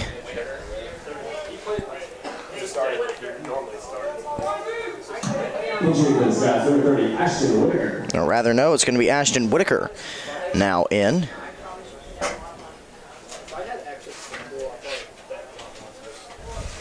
So Whitaker's pinch hitting here for Nick Curry, the left fielder. Whitaker's the catcher. I was about to say they're probably doing some sort of double switch or something. Interesting. Or maybe Whitaker is a sneaky left fielder. Could be. Maybe. Let's see what he's listed as. He's number 30, yeah?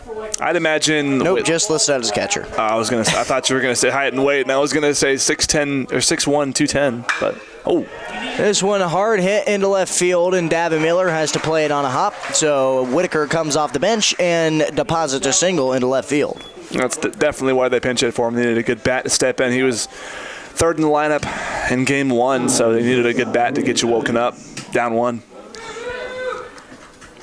Just before I could write his name down in the scorebook.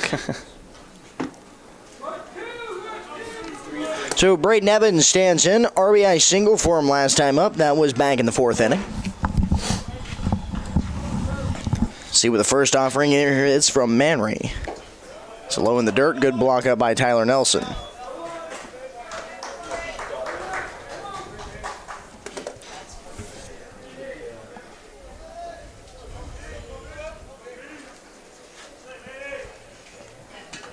One-0 pitch, Manry. Long look into Nelson. Now he gets a sign. The righty tucks the right hand into a tan glove, kicks and fires, and it is outside for ball 2. So it seemed like the first 3 innings, both teams were really aggressive. We talked about time. They're really aggressive. They just wanted to swing and put the bat on things. And now both squads are saying, no, we're going to play the game now.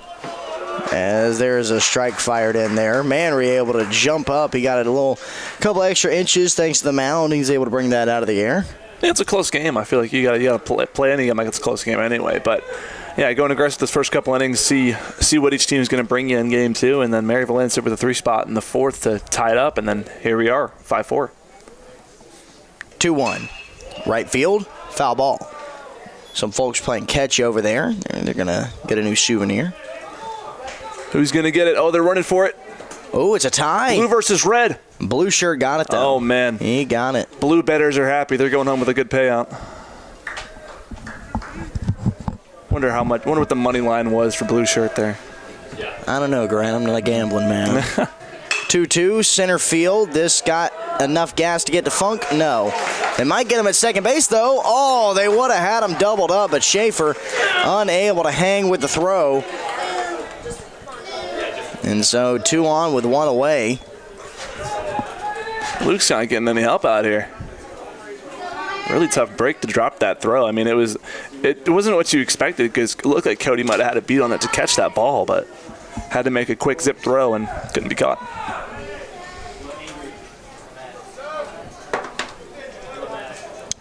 So now 2 on for Braden Evans.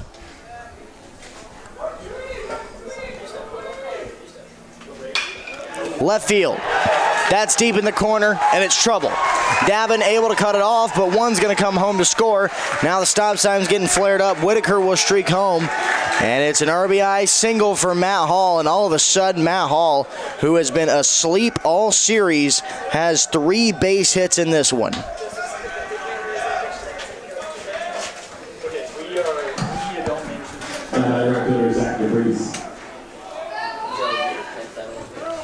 Zach Devery stands in, 3 flyouts for the leadoff man for Maryville.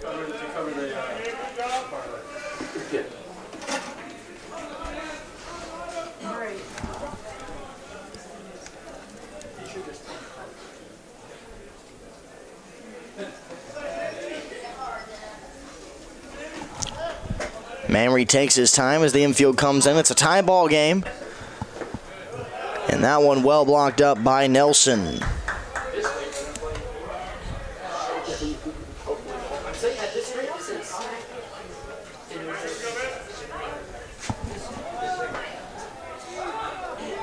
Hall at second, Evans at third.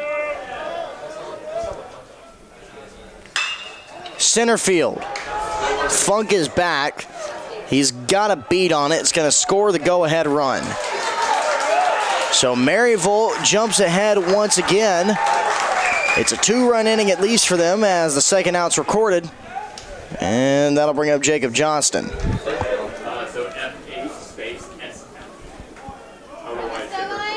Fielding issues can cost you games, and that dropped throw at second base is really coming back to bite the Lions here.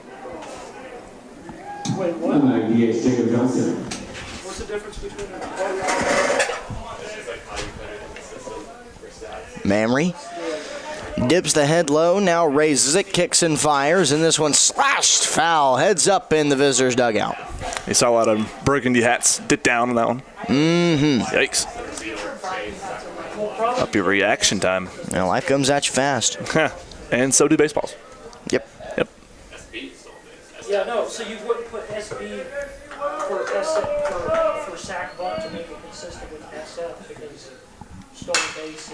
Right field, it's going to dump in for a base hit. It's a big insurance run for Maryville here in the 6th inning. And after the Lions back against the wall, you got 2 runs to make up in as many innings. And Maryville, their bats have really woken up here. 3-1-3 in the last 3 innings. And the thing is, when they get hits, they can string them together. They're not just inconsistent leaving runners on base. Yep. And I said in Game 1 broadcast, this isn't a team that hits a bunch of doubles or homers. This is a team that hits a bunch of singles. Like you said, Grant, they string them together, and they don't relent. I'll bring up Colin Dunworth. Back in with a dive, and safe is Jacob Johnston as it is a 7-5 ball game.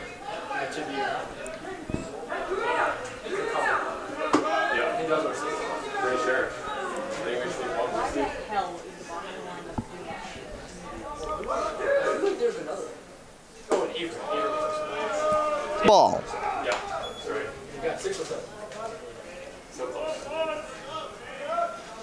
No, play third for Colin Dunbar. The fact that you're giving up 3 runs from 2 innings, you have like 42.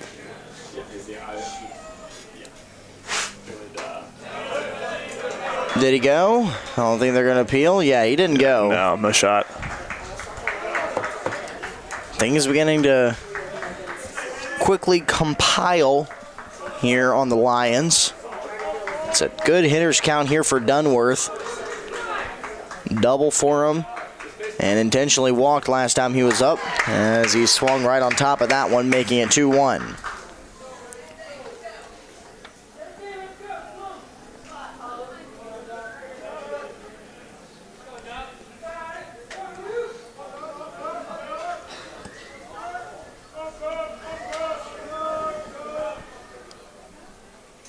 Runners going. 2-1. Chopper up the middle. Schaefer gives way to Connolly, and a good scoop by McConna, and the Zions are tired. But another 3-run inning for Maryville, and they're on top 7-5. Let's go to the bottom of the 6th inning. And Again, a 7-5 lead for the Scots.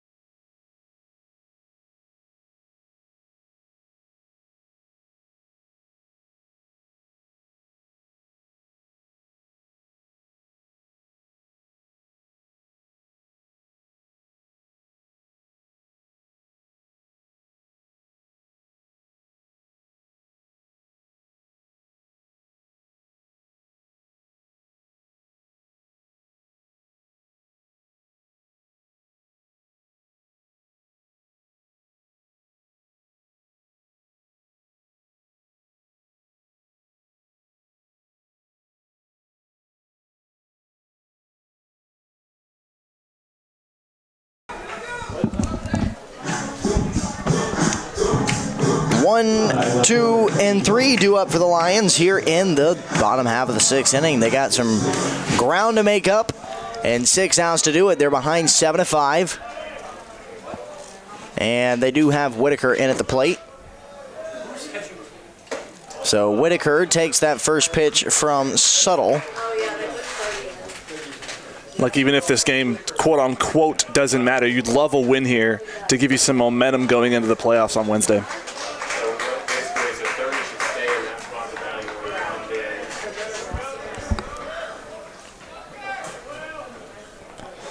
Two-0. Whoa. Goodness. Suttle loses control of that one and misses upstairs.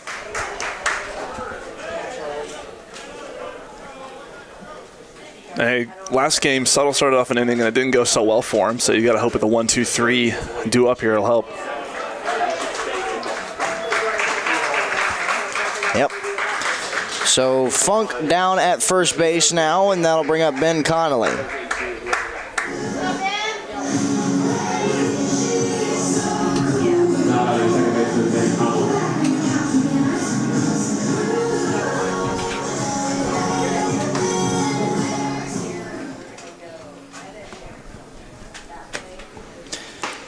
And we will have a mound visit.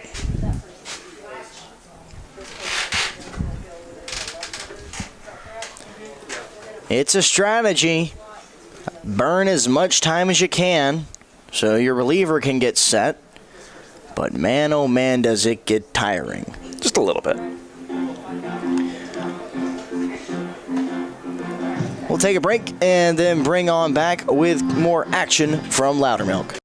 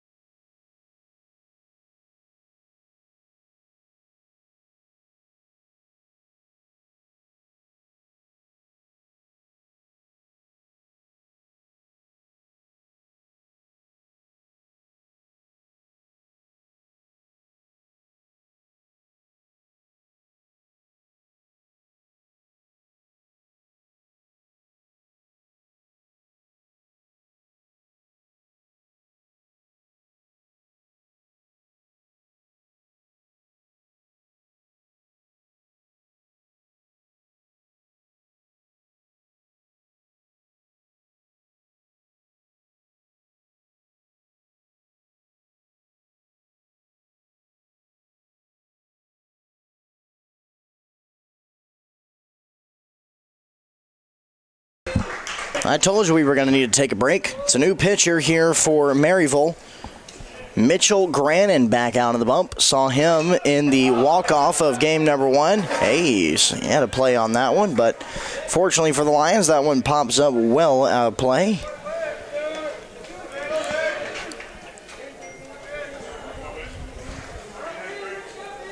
Fifth pitcher used in game number 2 here for the Scots.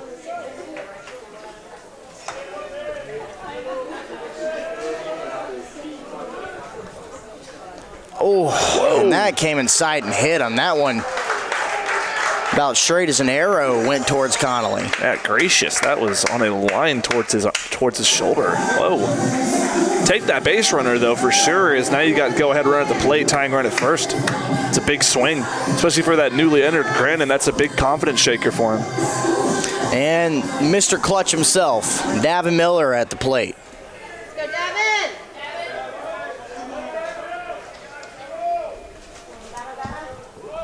And Miller's bunting, and he pulls it back, and Grannon misses high and outside. I'm okay with bunting here. Then that eliminates the chance of double play, and it gets both runners in scoring position, and you need those runners to tie, so you got to play for 2 here. 1-0 pitch. Left center field. Will it fall? No. It's going to get into the mitt of Curry out there. Actually, I don't think that is that still Curry. You know, Curry was pinch hit for. Yeah, I was about to say. So I think that's Picardo. No, it's not. It's not. Unless, do I see a 16? 15, 16. That is 16, so it is Picardo. Yeah, so it is Jake Pichardo. He comes in. So, yeah, no longer Curry out there. I think he switched his cleats. That's what threw me off. Yeah, he did have some really bright green cleats. They had yellow batting gloves, too. Runners are going. Throw down to third base. In sliding under the tag is Funk. Double steal works for the Lions, as now that key man becomes ever bigger in Carter Few. What a huge risk, too. That was a huge risk because you just got Whitaker in the game. He's their A1 backstop, and he's got a real good arm. He almost got Funk there. Yeah, good slide. Cody's been sliding very well today. It's a very underrated aspect of baseball is working on your slides. Yeah, it's always Foul tipped into the mitt. Strike 2.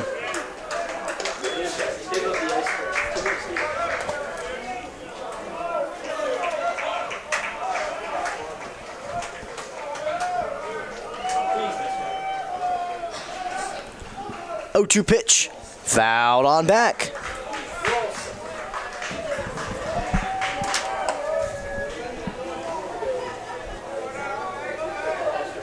Grannon takes a deep breath, turns his back to the batter and his catcher. Now he's set to go, shakes off a sign. Now twice. Third time the charm. Gets the one he wants. 2 on with 1 away, 0-2 pitch. Few swings and puts it in the air. Left field, Pichardo over. It's going to be enough to get the run home. Funk blazes a path down to home plate, and it's a 7-6 ball game.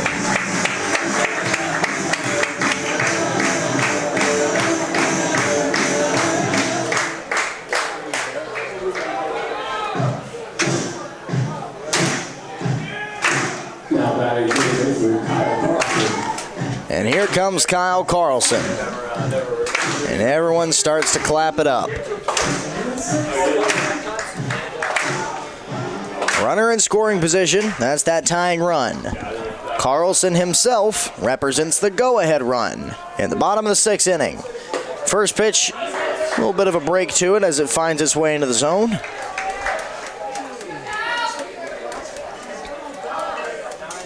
You know, for our seniors, it's their last game at Loudermilk. Last chance to make a moment. 0-1. 1-1. And for Kyle, too, barring any extra innings, this would be his last at-bat at Loudermilk. So got to make it count in some way. There's got to be some sort of extra adrenaline and motivation going through him right now. Grannon kicks and fires. 1-1. Misses upstairs. Trace Cade awaits on deck.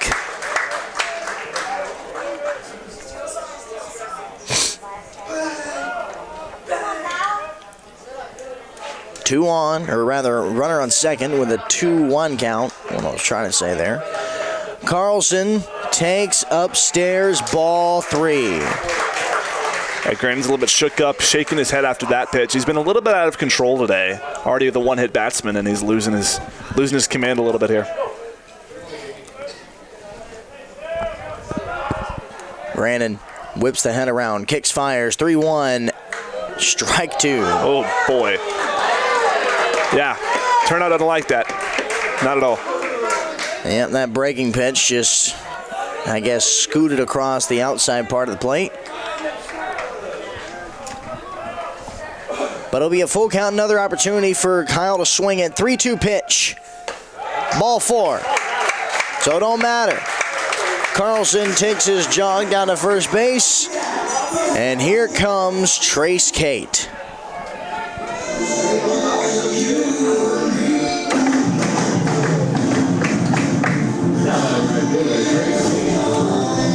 Trace Kate, graduate student, and we're going to have another mound visit. Talk about icing. This is a good way to put that. This isn't icing. This is throwing them in the polar ice cap. Huh. Throwing them under freezing cold water and then watching it ice over underneath it. Man. That's exactly what this is. Goodness gracious.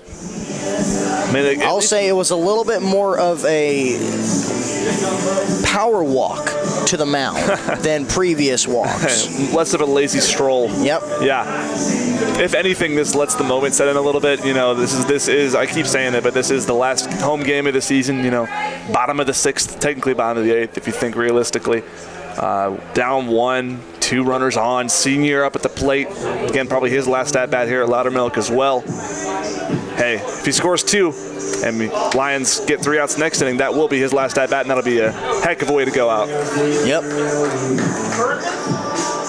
Big moment brewing here at Loudermilk. Again, these Lions, they do not say die. No matter the score, they're always going to rally late in some way or fashion. Grandin kicks and fires the first pitch. Trace takes a strike on the inner half.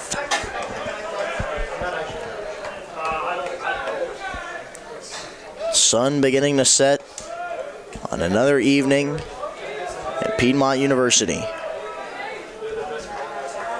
An 0-1 pitch, strike 2. Now it's beautiful. Just couldn't have put it in a better spot.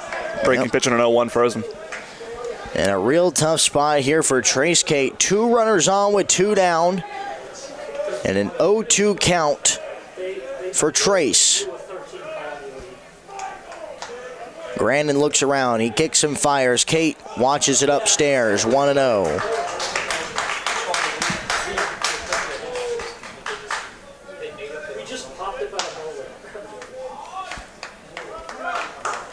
So it'll be a 1-2 offering.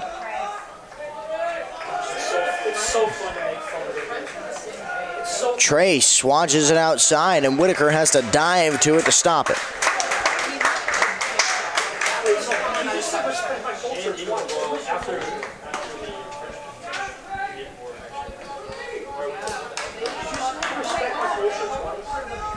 So deuces go wild. 2-1, 2 down, 2-2 count. 2-3 at the plate. Popped up, and we'll do it again.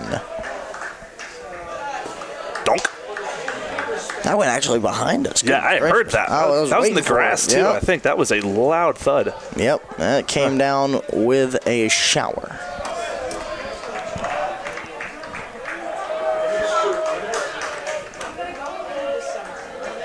Two again. Right field. Tracking it is going to be a foul ball. DeVries had a good run at it, but it will fall foul, and everyone will return to their respective positions. Everybody on the jog trying to get that ball and get this moving. Trying to make that mound visit time back. No kidding. Been a 2-hour, 7-inning game, or 2-hour and 5 2/3 inning game at this point. Crowd getting loud, getting behind Trace here at the jug. The 2-2 offering once again. Trace towards left field. Will have to line it up once more. You want to talk about building a moment? First the walk to Carlson. That tying run waiting out there at second base.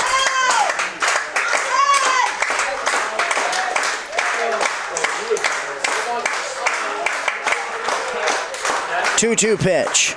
Over the top.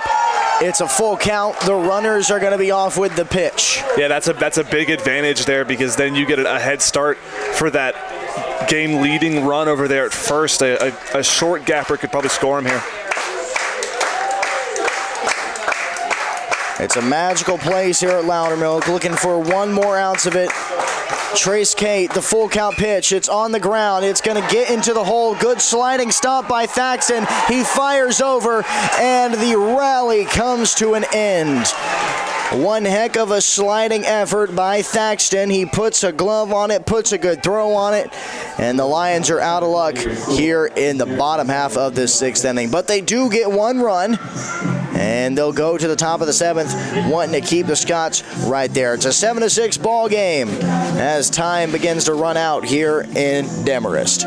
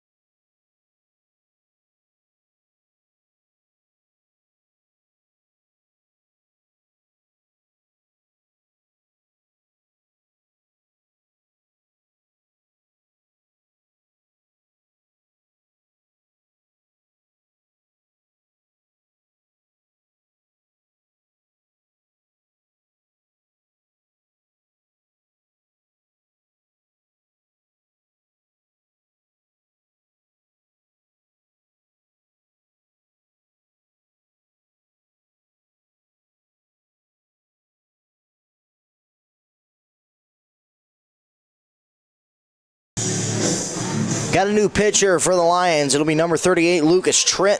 Comes in with a 4.50, no record. And 14 innings pitched.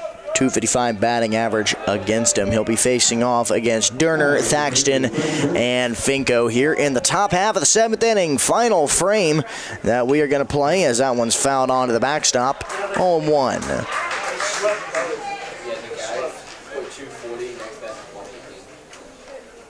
I don't know. How do the scores work? First place is 10 points, second place is 8 points. That one goes way outside. Field events. Doesn't that play into it? The women's did so well. I'm so proud of all you guys. Are you still I quit, but I came back for conference. nice? Popped up on the infield. Carlson moves himself back and makes the grab.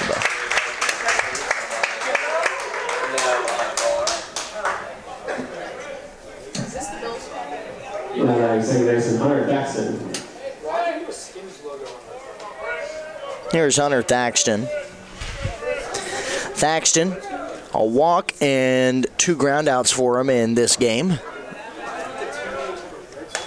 Oh, Skims. I thought you were saying Skims.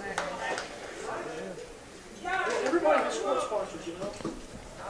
Chopper, high one. Good chance for Connolly. Fires across his body, double clutch, and he's not going to be able to get him.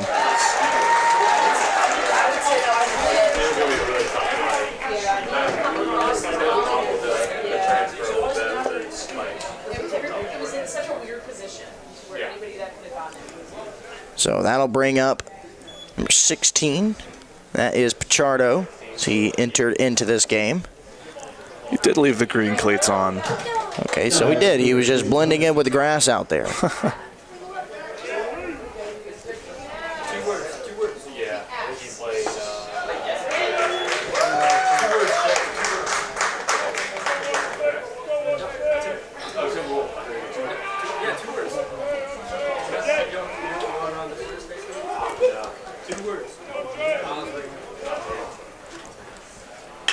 This one hard hit out towards left field. First at bat for Pichardo, and he's able to line a hard hit single out to left field. So 2 on with 1 away.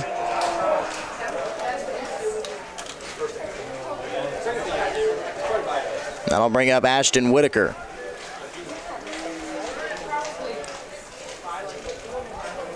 So back-to-back base hits. The catcher, Ashton Whitaker.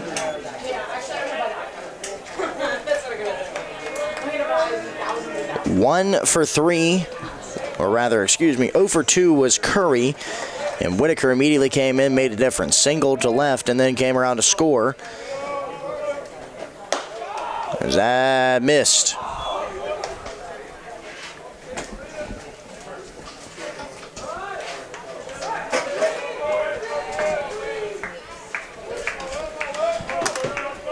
A 1-0 pitch on the way from Lucas Tritt. Popped up, it's in play, and Nelson's gonna hang with it. What a gift wrapped out there. A pair of pop-ups, and the Lions have 2 outs. It'll be up to Braden Evans to keep this alive here for Maryville. Maryville trying to add a couple insurance runs on. The Lions trying to take this to the bottom of the 7th inning, just needing 1 to cause some havoc.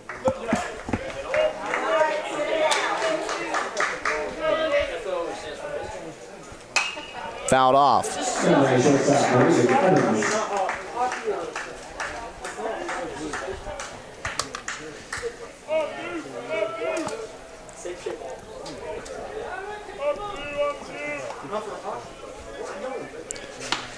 Tritt was going to wheel around. He was thinking about firing back, but no one there to cover. I didn't know you were talking about us. I didn't know specific.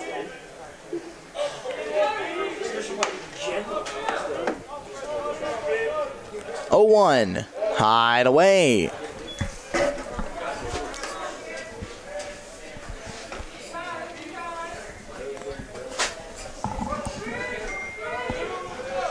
So an even count here with 2 on and 2 away here. Maryville leading by 1. This one hard hit on the ground. Good stop by Schaefer. Schaefer's got 1 play, and did they hang on to the bag? Yeah, they did. Connolly able to stretch, able to keep the toe on it, and the Lions go to the bottom of the 7th. Opportunity here, but we're going to have at least a discussion.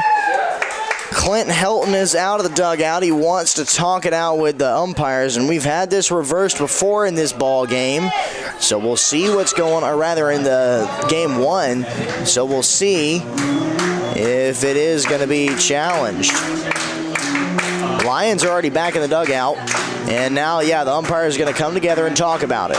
Yeah, it looks like, if anything, that toe might have come off the bag. That would be the argument if he was safe. Well, here's the argument here, and if it's overturned, I don't understand how. And this isn't me being a homer. I'm just talking about this from an official perspective.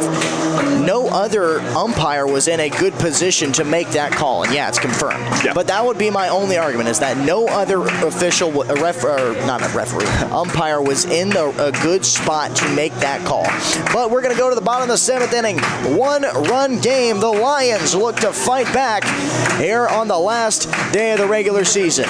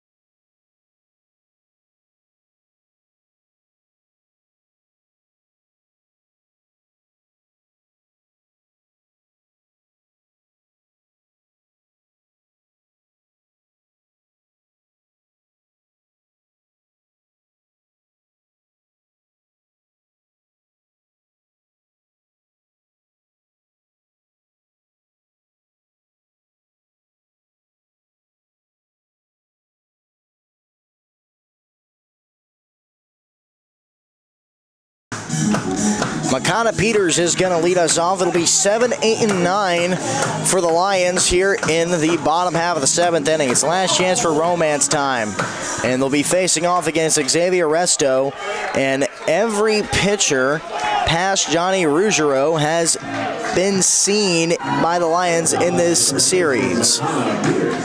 Not a very deep bullpen here for Maryville, but they've held the Lions in check. Of course, they got out of that big inning, or that big potential inning, rather. Last inning. That swung on and right on through by Makana. Peters, last time he was up, a 2 RBI double. So see what Makana's got for us right now. 0-1. This one out towards left field. Pichardo is able to get a hang with that one. He'll fly out for out number 1. So I'll bring up Tyler Nelson. Hit by pitch last time he was up.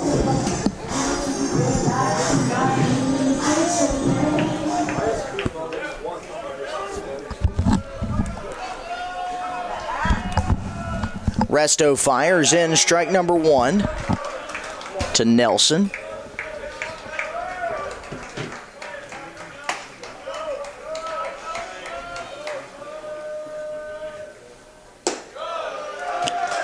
Low and away. Even count now. Ball and strike.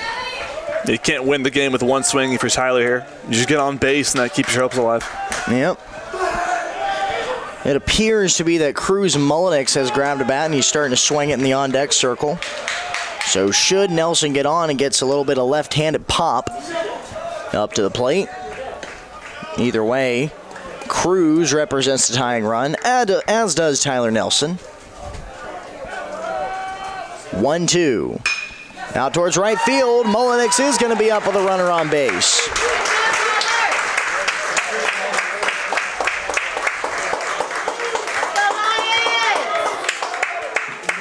Opposite field single.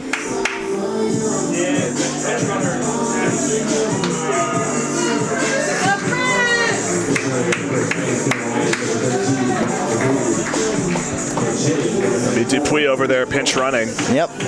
Typical pinch runner. That's the guy that normally throw in there. Big 13's got some wheels on him.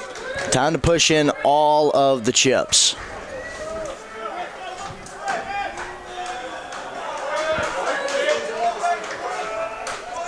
Resto eyes down his new batter in Cruz Mullenix. First pitch. Mullenix swings right through it for strike 1. He was trying to do one thing with that swing, and one thing only. Yeah, you betcha. Wind has died down out there towards right field, but again, if you get it high enough, it's going to carry out there. 0-1 pitch. This one out towards right field. The ball's traveling well. It is a foul ball.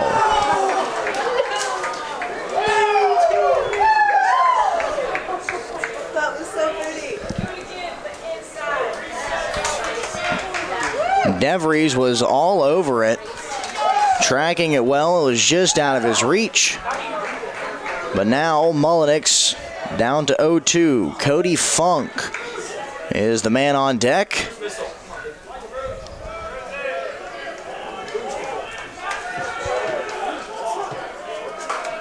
Runner on first. That's Dupuis now. One away and an 0-2 pitch on the way to from Resto. It's a roller on the ground. They're going to step on the bag for one. Over at second, not in time. Tying run in scoring position thanks to a late tag, but there are 2 away. Now bring up Cody Funk.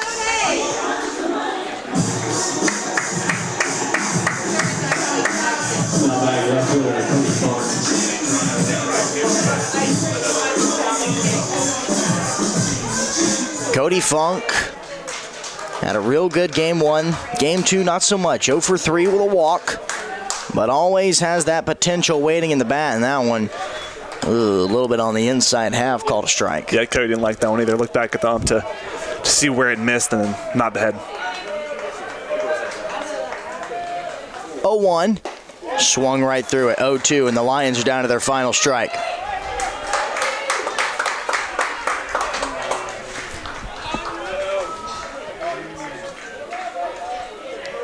tying run at second. Needs some heroics. 0-2. Bounced up there. Blocked up well by Whitaker.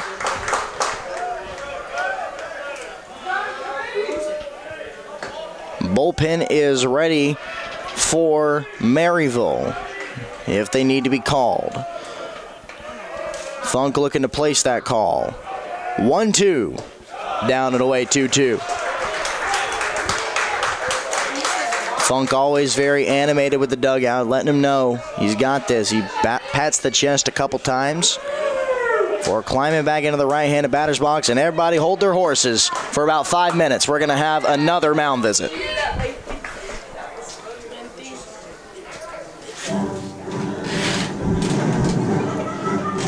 Look, either way, Cody represents the winning run. Get on base, score. That's the 8th run. I don't know if he's got the power to get one out right now, but either way, that's a winning run. He's got a lot of speed, so if he draws a walk here, that's a big swing. Ben Connolly's got a very nice bat as the freshman. He can put one in the gap to score him. But I got to be a little patient here as he's got this meeting in that dirt circle in the middle of the field. Yeah, thankfully, home plate umpire is out to break it up. Took a second, but yep. There you go. Got to break it up quick, too. I mean, guys, come on.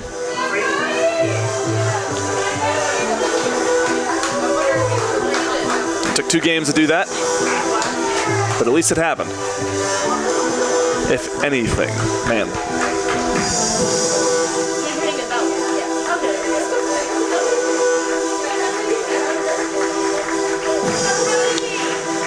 All right. Runner at second. That's the tying run once again. A 2-2 pitch to Funk. Did he go? No, he didn't. Cody Funk lays off. Maryville beside themselves at the no call. He held his plane.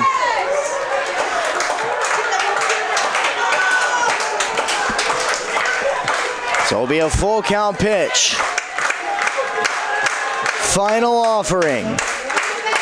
Funk chops it over to the shortstop Evans. Evans fires over in time.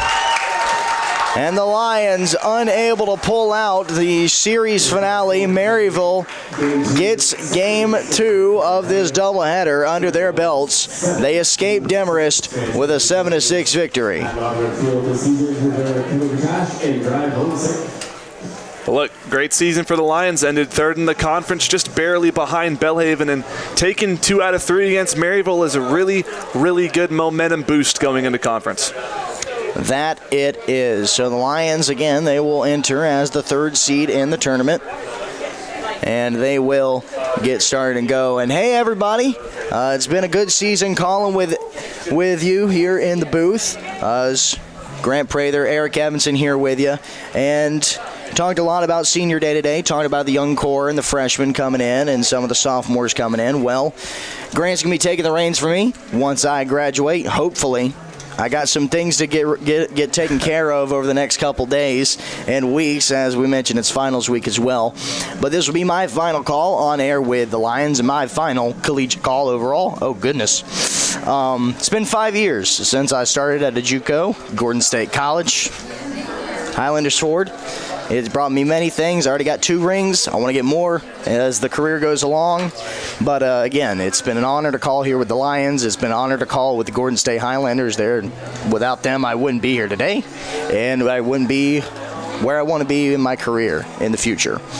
But again, thank you so much for allowing me to call games for every sport here. I tried to broaden myself my time here. I'd never called a lacrosse game before I set foot on the Piedmont campus, and I can say I do that now, which maybe bleeds a little bit into hockey, so I might do that as well. Who knows?